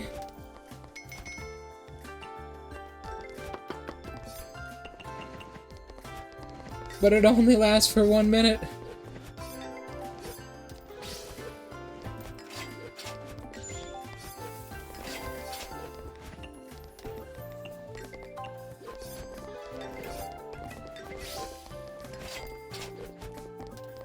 It lasts for a minute.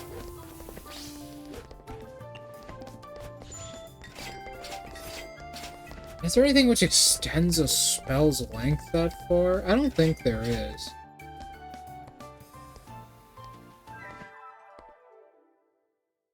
I still like the idea of me carrying around a massive wooden backpack, and then in the middle of combat, I just put the backpack down, open it up, and there's just the rest of the party comes out. They fucking run off like a bunch of hobgoblins high off cocaine into the distance. Hey, travel will be great. If we needed to sneak as a party, we just roll one stealth roll. Does it extend spells? The sorcerer's meta magic? I know that's a thing, but I think it only doubles the time.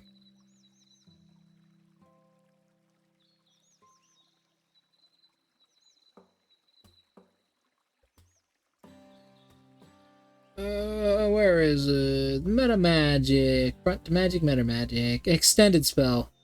And it still has a duration of 1 minute or longer. You can spend 1 sorcery point to double its effect up to a maximum of 24 hours. Well, that might make things easy. I mean, that would... How would you do travel at that point? I'm not even sure. Okay, so 1 minute, 2 minutes, 4 minutes, 8 minutes, 14 minutes. I mean, you have to be like level 7, but it could work.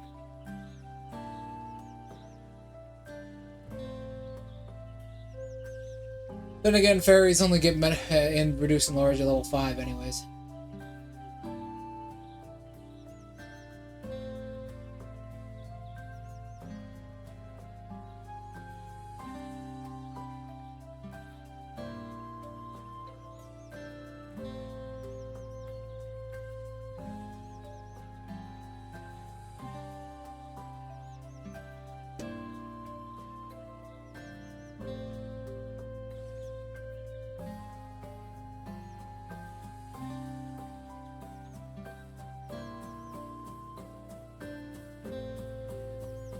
Just cut off my shins like a Vietnam vet. It's not an issue, it's a solution, okay? It's a solution.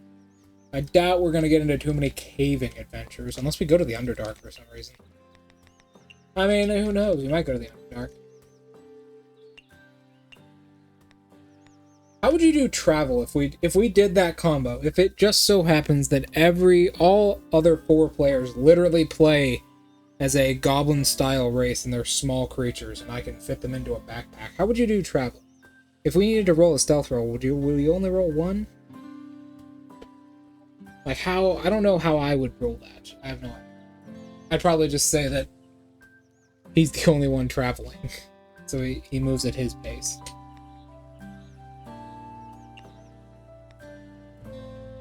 My base movement, okay. It's slightly faster. Wouldn't make too much of a difference, but hey, I'd save a little bit of money.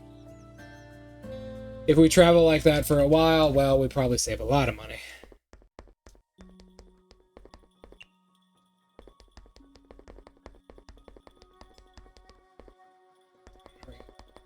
Hello. Miss Marasa, has the head priestess tried your Buddha's Delight? Not yet. Why haven't you been practicing? I am still a long ways off, especially after trying yours. I'm not satisfied with the results, no matter how many times I try to make it. How unlike you. The captain, I know, would throw caution to the wind. Well, you've already done a great job. Believe in my special training, okay? Alright. Full steam ahead! Why do you look like you're going to war? Rest assured, I'm sure the head priestess will be touched. Ugh. How big is a box?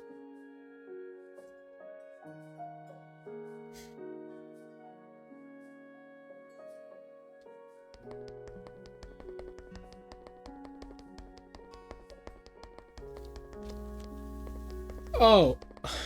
Hey Draco, this is pretty funny. Can I, like...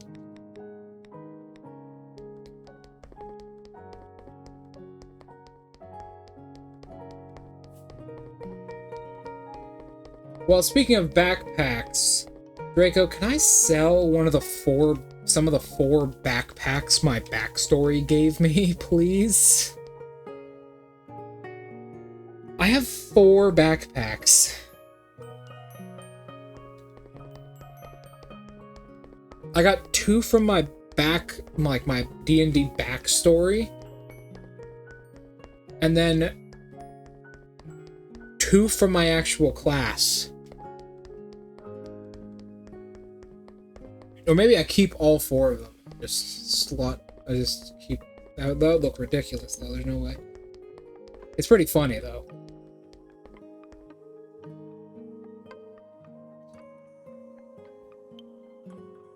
Because the Adventurer's Kit gives you a backpack, and I get that from my backstory. So my backstory gives me an Adventurer's Kit and a backpack. It's actually 3 backpacks. My backstory gives me an Adventurer's Kit and a backpack, and my class gives me an Adventurer's Kit, which has a backpack in it. So I just have a bunch of fucking backpacks. Oh my god. I'll be right back. I need to go to the bathroom.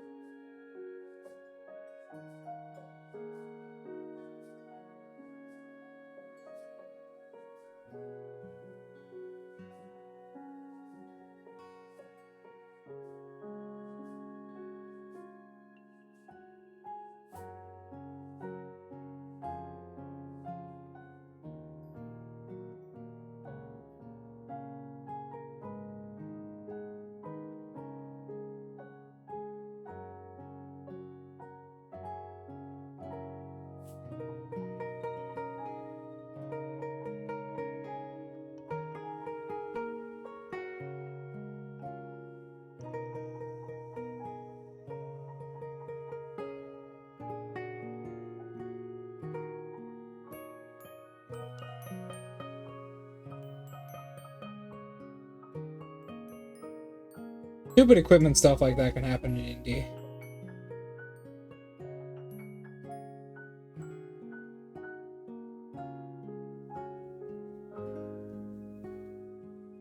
Maybe like like an 8-foot backpack. I don't know why I have so many. There's stupid things like that in D&D which can happen with your equipment. Like, Draco, have you heard of Knife Man before? Have you heard of Knife Man? The Knife Man shit, the fucking stupid ass Knife Man shit you can do with Rogue and one background. It's... So, if you take the Monster Hunter background... No, it's more than 5. If you take the Monster Hunter background and take the Rogue class, right? The Monster Hunter background provides you with 2 daggers and a Monster Hunter kit, which in and of itself has 2 daggers in it. Let's see where I'm going with this. So, if you take the Rogue subclass, the Rogue class, right? You can have a rapier, a short sword, a short bow, or a short sword, right? And then 2 daggers and thieves' tools. Which means you can start the game with 6 daggers. But it gets better. It gets better. Because, hold on. If you take the crafter feat...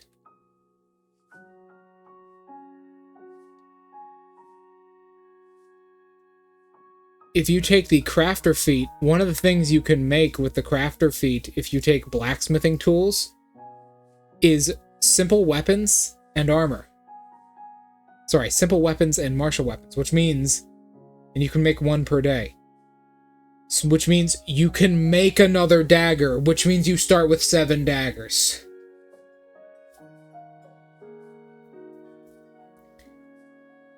And now hold on. Because what DM would say no to you trading your short sword in for a dagger? So obviously, as a rogue, you trade your short sword you get in for a dagger, and then you also trade your other short sword in for a dagger, which means you start with 9 daggers. And then you take a Dungeoneer's pack, which has a dagger in it, which means you start with 10 of them.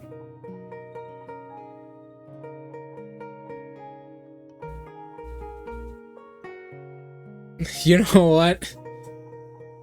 If a player dual wields daggers and he says that he's wielding them like Killer Bee, I would respect that flair. I'd respect that roleplay.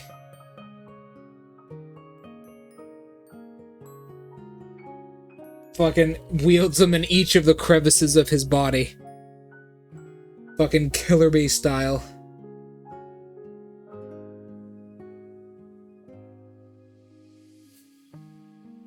Rotates.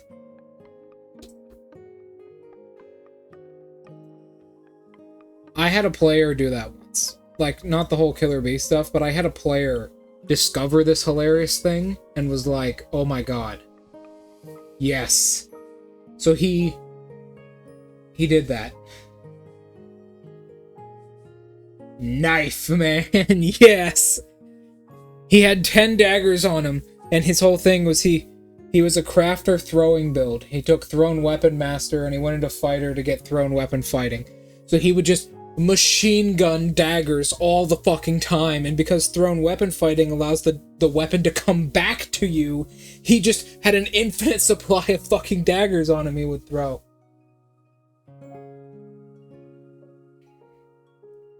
It's fucking stupid.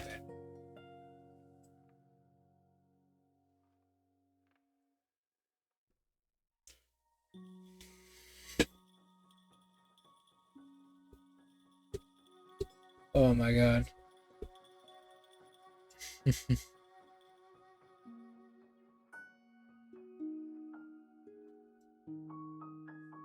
Alright, Draco, you ready for the real build? Let me give you the real build. If Iris does die, which is likely, if Iris does die, I've got the real build I want to do. It's not the Phoenix build. I'm going for a Kratos build. It is. It's like 10 fucking daggers, and he just machine gun throws them all the time. Just machine guns out daggers constantly.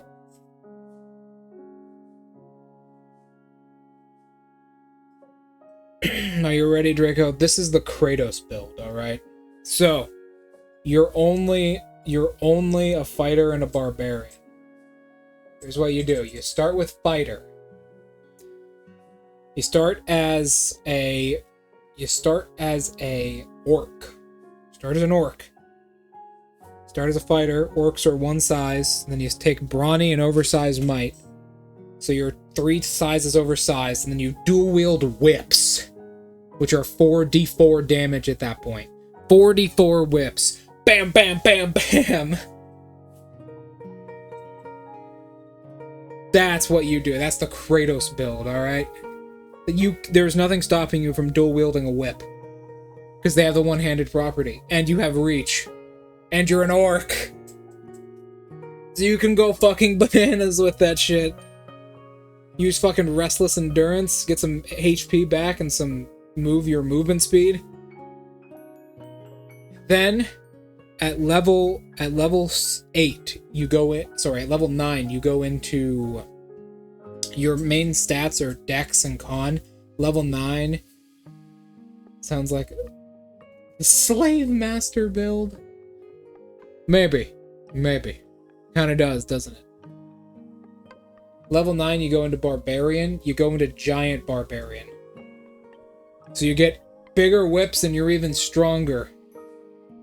You just start fucking going ballistic. And then you take an oversized Great Axe. For that those dedication points with the Great Axe. That's what you do right there. That's what you do.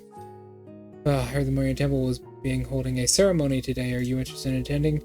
Ceremonies are whatnot have nothing to do with me. Plus, no one is going to notice me missing nowadays. Really? Why do you say that? Everyone in the temple is really close, right? We're in different worlds. The yokai in the Morian Temple are all centered themselves on Byakuran, so it's true. So it's true that everyone is really close together.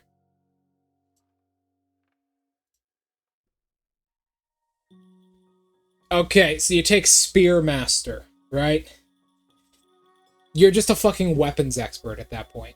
Instead, you know what? Fuck the Kratos build. Just be fucking Bakin from Nihon. From Nihon 2. Just be a Goliath. Brawny. You take... Okay. Here's the stupid fucking build. You take Brawny and oversized might for that extra damage. You're a Goliath. And you carry a pot on your back that is just full of weapons. You just fill the pot with weapons. And you take Great Weapon Master and Medium Weapon Master. And you take Dual Wielder as your fighting style. So you just... Any situation you just have a weapon for, and you just collect magical weapons all the time. And put them in your fucking pot.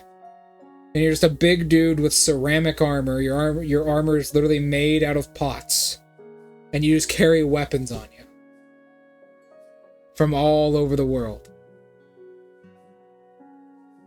You main strength and con, and you're literally just a battle master fighter. You're a battle master fighter, and you take fighting initiate and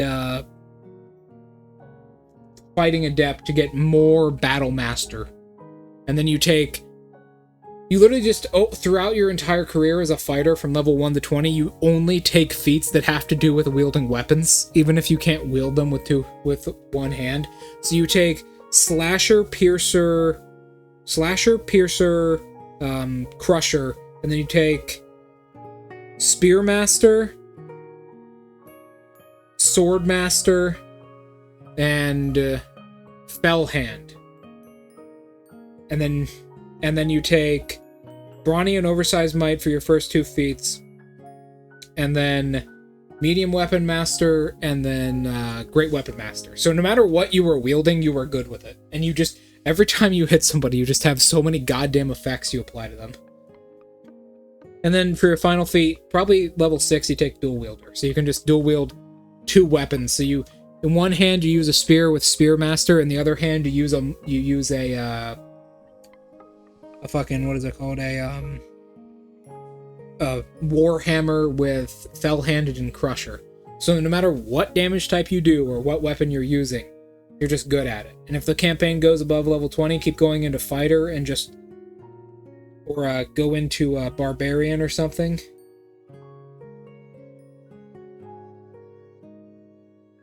That would be pretty good. Treekin can only wield light weapons in their offhands, but that would be pretty good.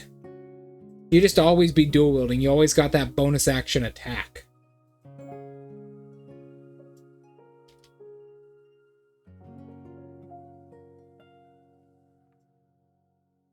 Thrycreen. You always got that bonus action attack. Plus, you got some stealth options as well.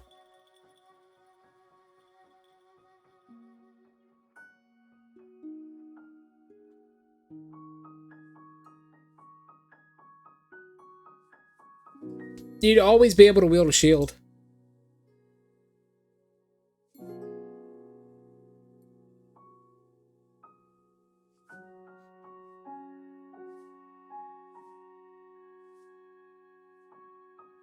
That is true. You could do that. What I would do is I'd go Maw in one hand, shield in the main hand, and then for the two smaller hands, I'd go what is it? I think it's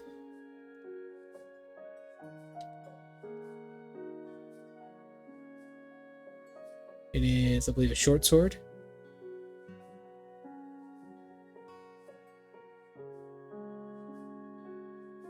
Yeah, short sword. I'd go a short sword. Or dual wield two-handed weapons. That could be nice. Two-handed weapons. A maw and a greatsword. And then you take Swordmaster and Fell-Handed. Or you know what? Two spears would be good. Oh, that would actually be pretty good. Dual wielding a spear and a short sword. But you can two-hand the spear with Spearmaster would be a D6. No, Draco, we're not thinking straight. 4 whips! 4 whips! Damn it, they don't have the light property. Damn it. Alright, 2 whips and 2 short swords.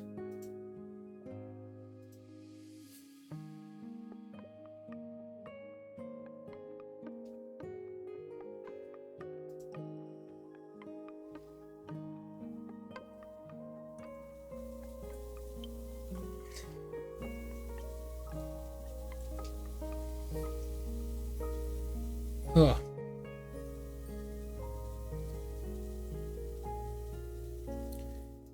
Oh my. I have fun with the advertisements, Dracos. The yokai of Nyorin Temple are all centered on Byarin, but if someone who joined up later, so naturally I can't be as close as they are. How could that be? Friendship is friendship. When you become friends, doesn't matter, right? Now that is what I need to... With what I did in the past... Not that. With what I did in the past, I can understand why they can't fully accept me.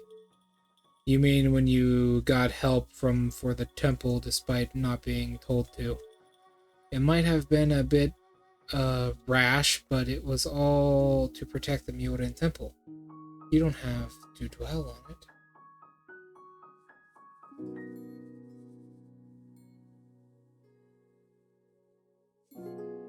It's strange that they're not.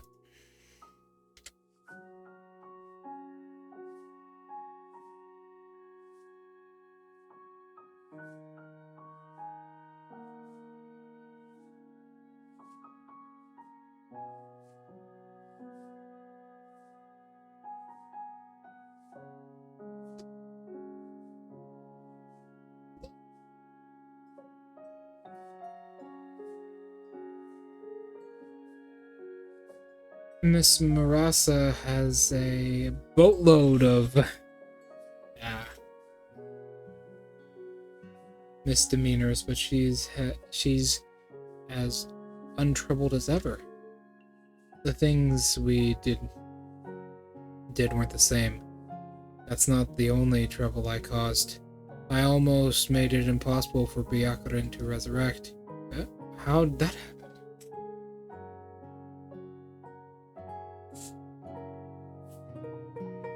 Oh, the changing of the seasons.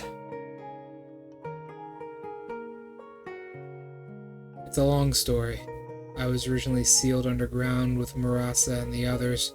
When the geysers erupted, we came back to the surface together. I was still trying to make heads or tails of the situation, but they all seemed really excited. Said something about flying the storehouse being unsealed and how they could resurrect that human. That human? It ticked me off. They had forgotten who caused all the suffering. So when I heard they were going to look for storehouse fragments or whatever, I went ahead and scattered them all around the surface.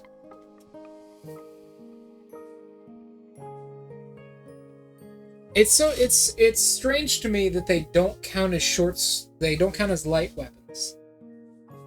'Cause you can easily just two-hand, fucking two-hand a whip.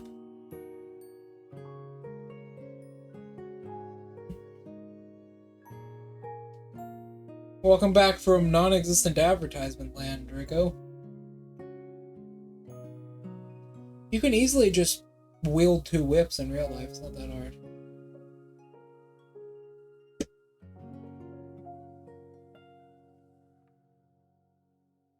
Yeah, that's why I said non-existent. You didn't get any ads. I probably got them.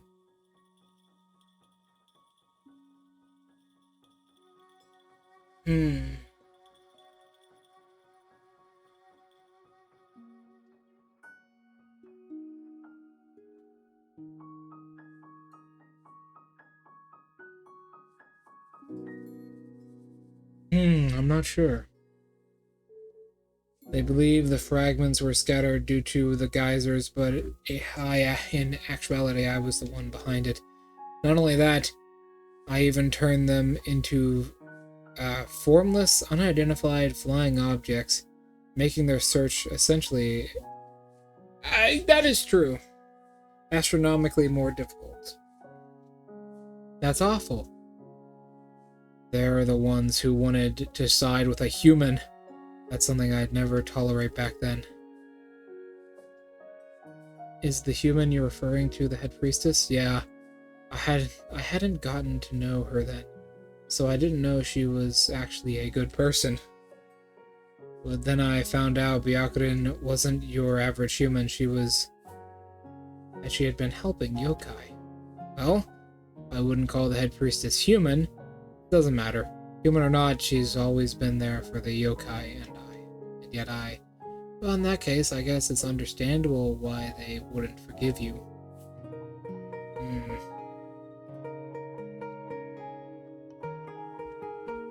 Yeah, but hey, it gives you a reason to take Dual Wielder. And Dual Wielder is a very good thing in this build.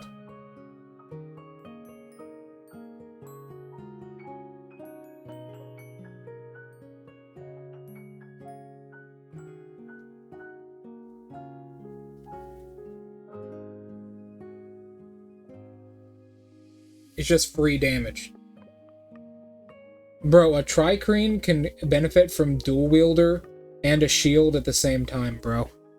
And with their natural armor, bro. So good. They don't... What? Why are you here? Club.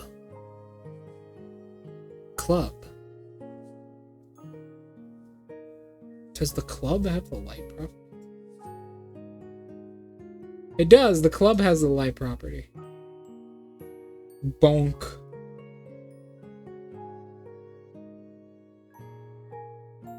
you join the temple. Why would they let you join the temple? I apologized to Byakuren, and she immediately forgave me. She even let me stay at her temple. It's thanks to her I have a roof over my head. I did something so terrible, yet she doesn't blame me at all. The head priestess benevolence takes in yokai with nowhere else to go. It's pretty admirable. It's no wonder yokai are all willing to follow her. So yeah, I envy them for such bonds.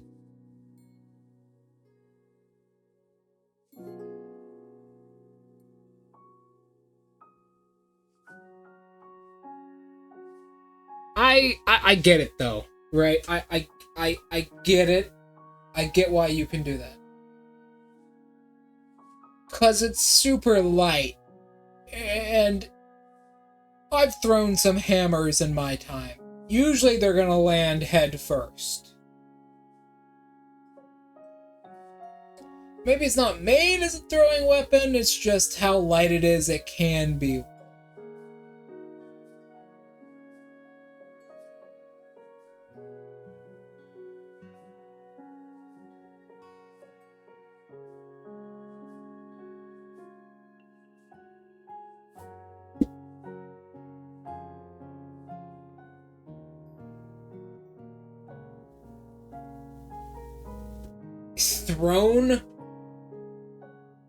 Thrown weapon master and thrown weapon fighting.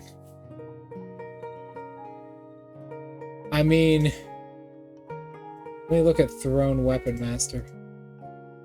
Would you be hammer man? Hold on. As a tri-green. Because the light hammer does have the light property.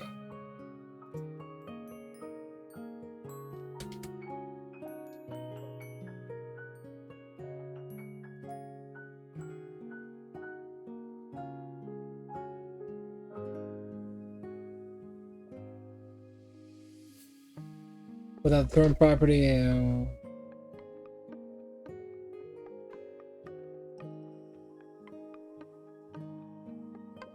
so it increases your range by 20 and 40 feet. And then thrown weapon fighting, which is a fighter fighting style. Is there a build here?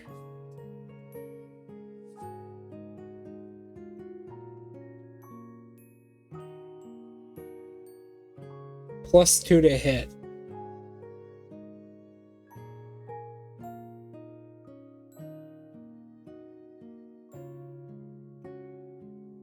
Hold on, Draco. There might be a build here.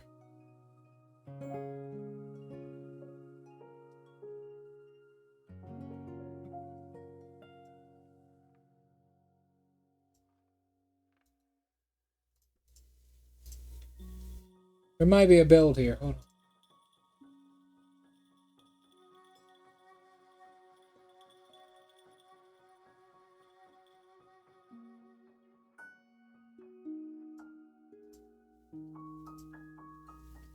Thunderous Smite. No, unfortunately the smites don't work on those.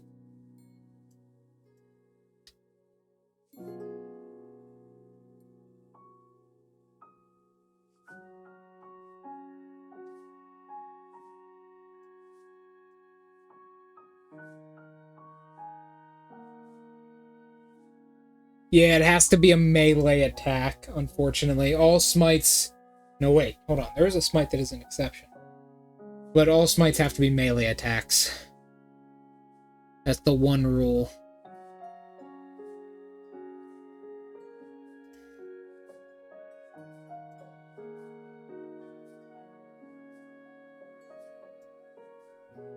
Now hold on a second, actually, that's a lie. Branding Smite can be any weapon attack.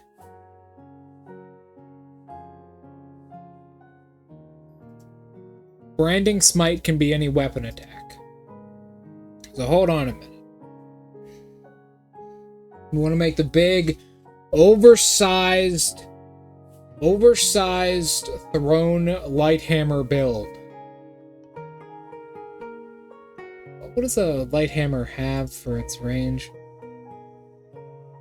Lighthammers have 20, 60. With Throne Weapon Master, it would be 40, 100. So now you can still do it. You can still do it. Okay, here's what you do. Draco, here's what you do.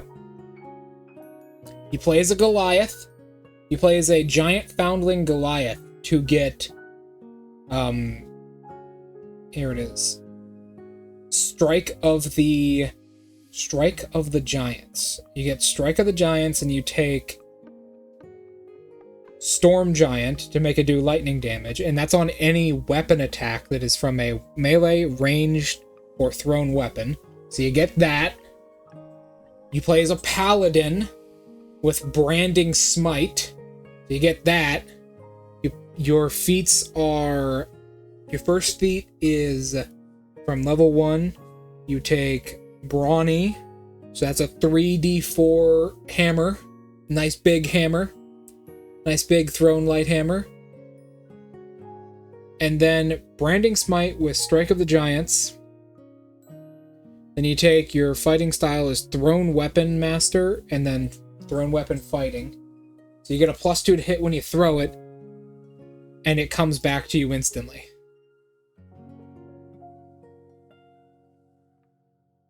And you have a much longer range when you do so.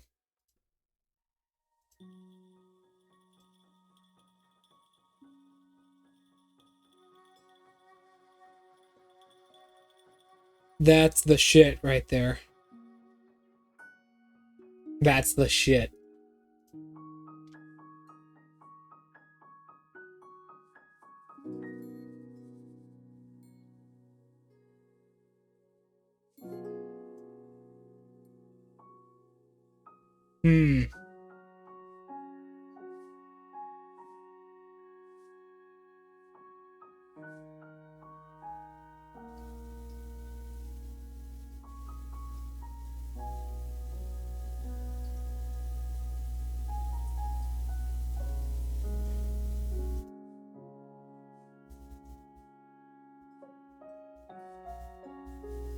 I am Thor, the god of thunder.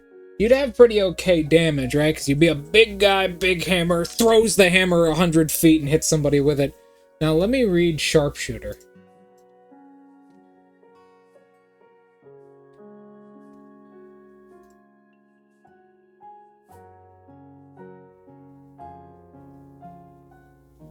It has to be a ranged weapon attack. Unfortunate, it doesn't work.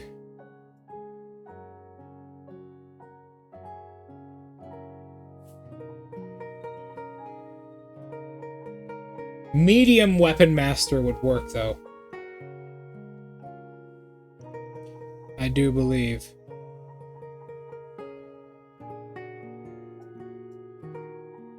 Let me check it.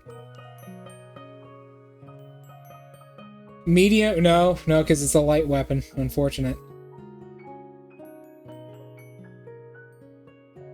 What pairs well with this? Honestly...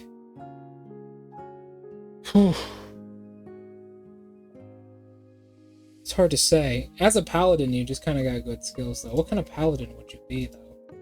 What's the best?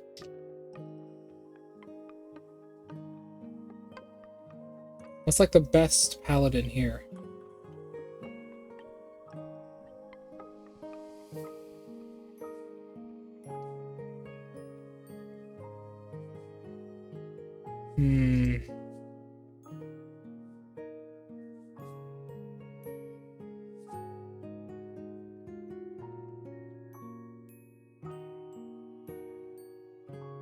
Heroism could be good.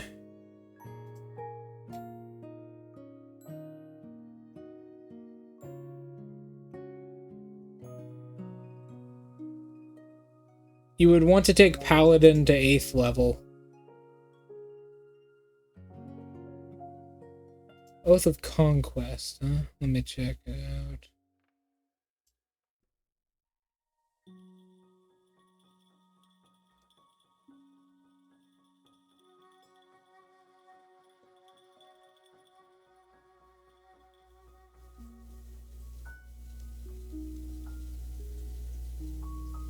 Yeah, giving you it's all right. You take it to 8th, so giving you a +10 to hit would be pretty good, but you don't really need that.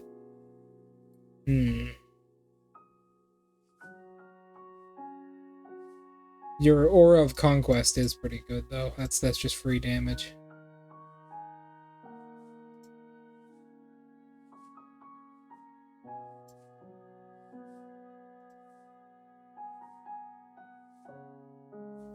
Glory. What about Glory? Glory any good here?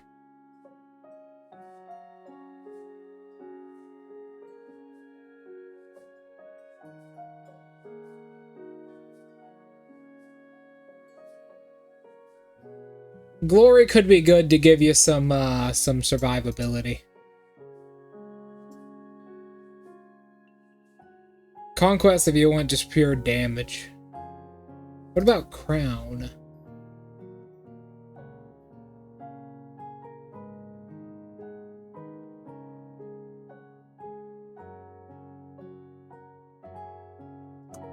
Honestly, you know what's crazy, Draco?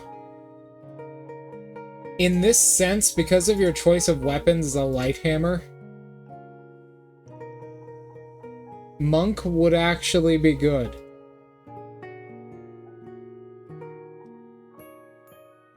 Because you can apply for all of their effects. Kensai Monk would actually be gas. Kensai Monk would be really, really good.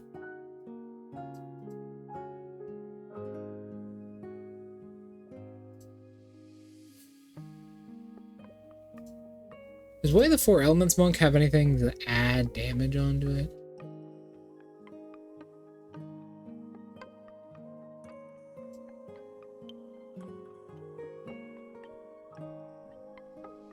Are these any of the elemental disciplines able to do this? Stone Skin.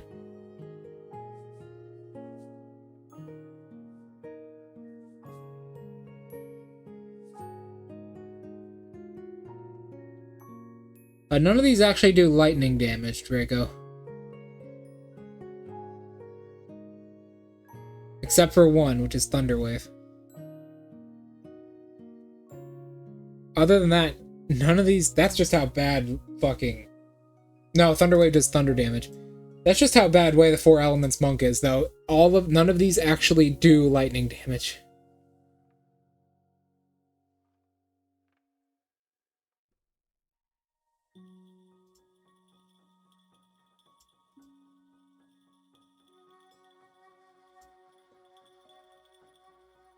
Honestly, I'd go fucking Kensai. I'd go Kensai, and then I probably knew Kensai.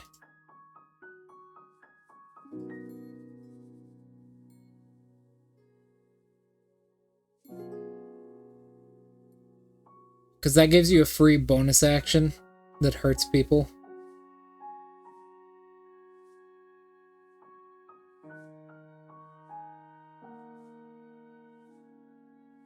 I go new Kensai Monk.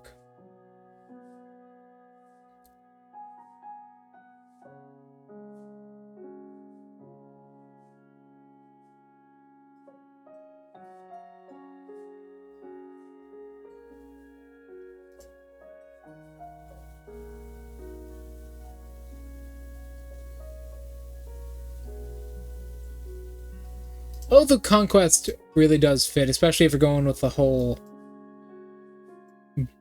branding smite thing. It would work pretty well.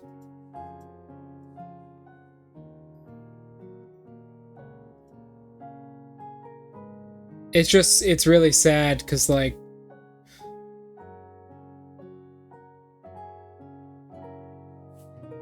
hold on. Yeah, branding smite's a second level thing, so it's not too weird. Hold on. Hold on, Draco. Hold on a second. Is this the one instance where this comes in handy? Give me a second, Draco. Hold on. Let me cook. I'm seeing it. I'm seeing it, Draco. Hold on. Is this the one instance where this is useful?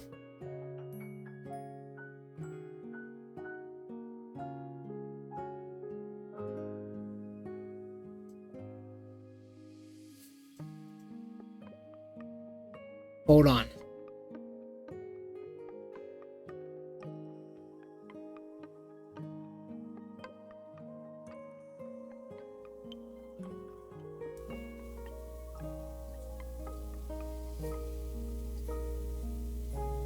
Hold up. I think this might be the one instance this is actually good.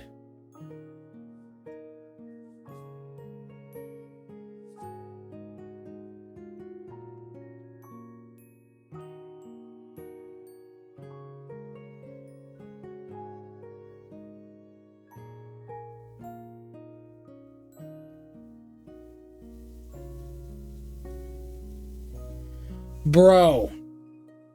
Ranger. Ranger would actually be good here.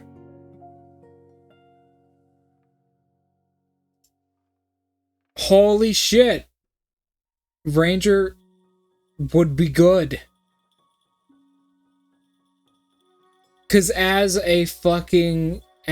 Thor, the god of thunder, you need to be able to fly and, like, control the battlefield, right? Well, Swarm Keeper allows you to do that. When you hit a creature, you can do certain effects.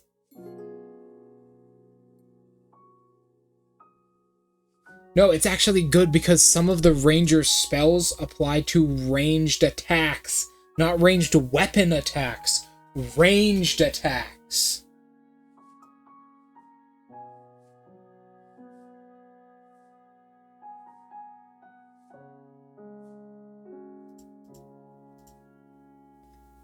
Like Xanfer's Strike.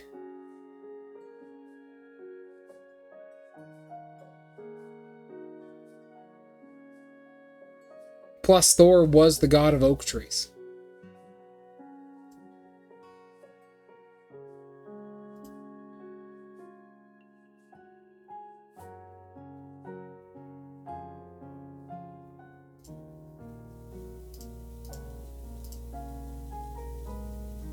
And you have your Divine Smite as well. So that actually good. Ranger is actually a good fucking pick there. Wow. So yeah, these are the bonds they have. Even if I envy it just a little bit, seeing the dishes you've made, I also want to turn the bonds of Myorin Temple into a dish.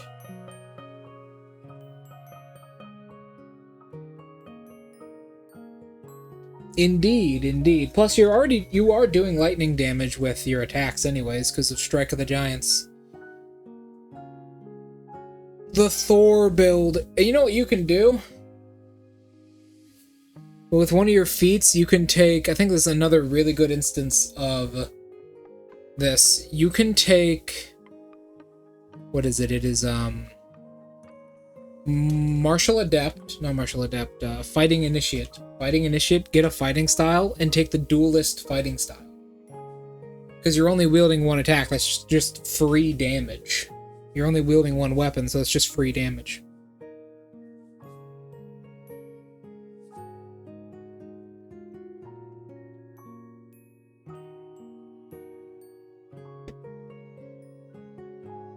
It's amazing that when you lock yourself to using one of the shittiest weapons in the game, you actually come out on top with a lot of really cool combos you can do with it suddenly. Crazy, huh? Temple, then could you include me as well? Of course, but your defining trait is being unidentifiable. How does one go about putting that down a dish? I feel the feeling of unidentified, I suppose, itself is akin to being lost in a wonderland.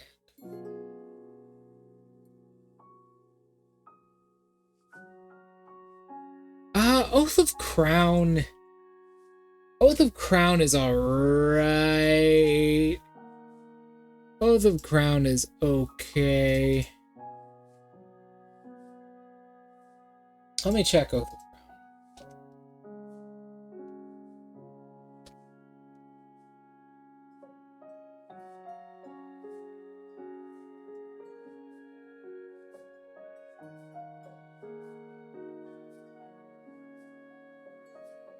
If you wanted to be more support-orientated, Oath of Crown could be pretty good. I feel like Oath of Conquest is the better one there. Of course, maybe you want to be support, because, like, bro, Strike of the Giants with Divine Smite and Branding Smite, that's your damage taken care of right there. You keep in mind, 2 of those things you can do as a free action. You do not need to worry about anything else.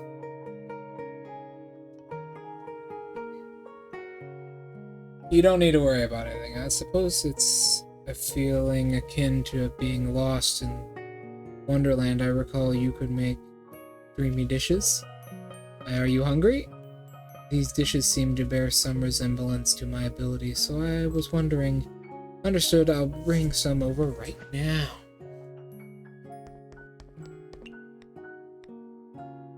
To identify the unidentified.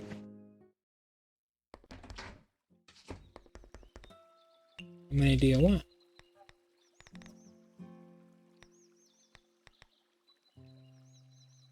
Just 5 dreamy dishes.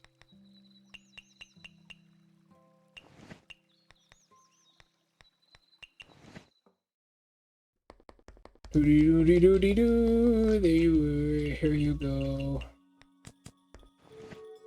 If this is dreamlike feeling is indeed pretty similar to my ability. It is missing a little something. You're an unidentified yokai, and on top of that, you have the ability to conceal the identity of others and objects. So this dream-like feeling. By concealing identity, you mean removing the true physical form of an object, right? Yeah, I can rob an item, alive or otherwise, of its form, sound, and smell, leaving behind only its movements. Take, for example, a bird flying through the air. Now take away its proportions, and yet you get an unidentified flying object. That's my ability.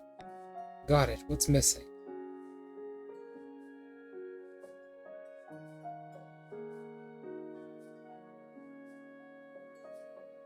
The Thor build. Throws hammer, smites you with it.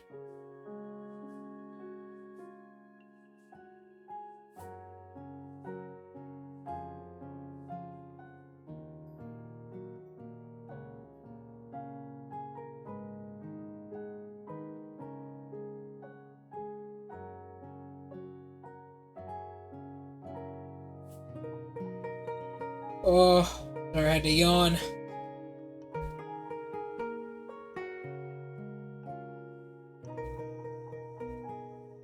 Thrown Weapon Master is really good. It gives you good range.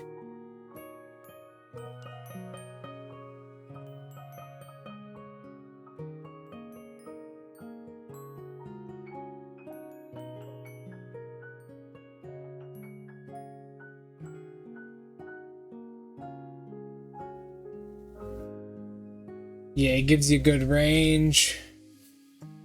Good everything. It just returns straight to your hand. Amazing. The extraordinary, the myths, the fantasy, cultural heritage. Man, you serious? Does that have to do with me at all? Got it. What's missing? The extraordinary. Objects and creatures that have had their true form concealed are different items to everybody. Isn't that something which makes sense? So an average human would especially fit the gaps of this unidentified object and turn it into an extraordinary thing. Rather than dreamlike, I think extraordinary fits you a lot more. Really? Okay. Now just combine these 2 feelings and create something you can represent me in the dish as. For the others, well, rest assured I have a few ideas. When it's done, I hope you'll come to try it at my shop. If you finish it, I'll definitely go. Star Lotus Ship. A pumpkin ship sails into a what the fuck? Really a food ship. Fantasy with a crew of fantastic fantastical ingredients on the river of lotus seeds. It's said that everyone who consumes this dish will be spirited away into a dream, as if what kind of dream that depends on the person. I don't know either, Draco. It's pretty funny. It's a pretty funny build that you're just Thor. You just throw a hammer and do a bunch of damage when you throw it. Hang, hold on, wait a second. Hold on, wait a minute. I think we've been looking over something.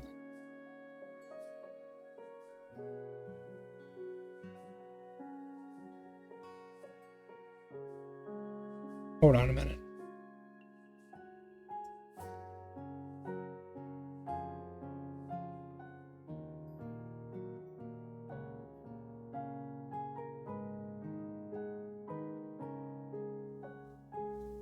Draco, we've been looking over something. You shouldn't be a fighter.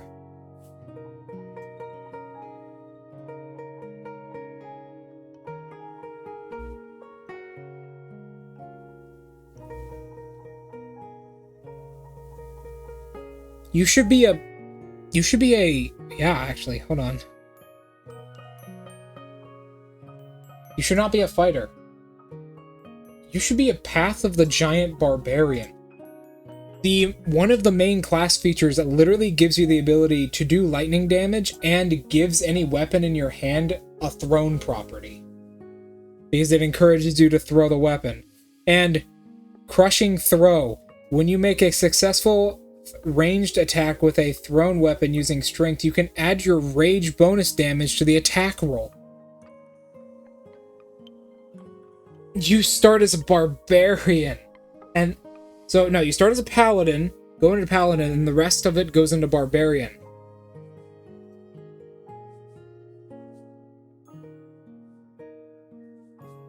And then you get another oversized level. Rage does fit Thor as well. And you get another oversized level, so your hammer will be doing 4d46. The community guy allows you to hurl both allies and enemies on the battlefield.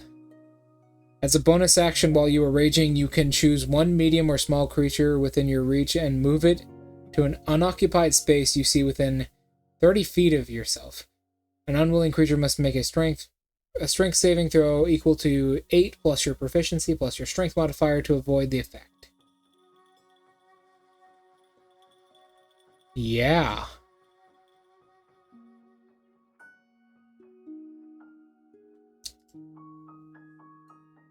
Literally the thrown weapon subclass. Yep, you fucking throw shit at people. Nice.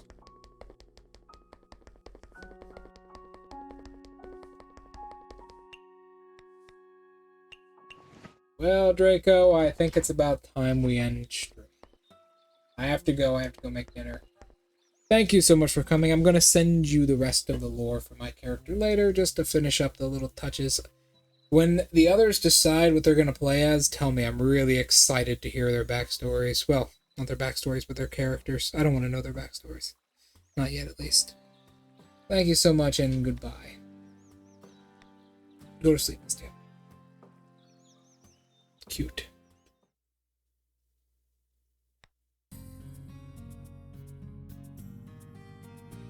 Yeah, I need to get some rest and eat dinner. See ya.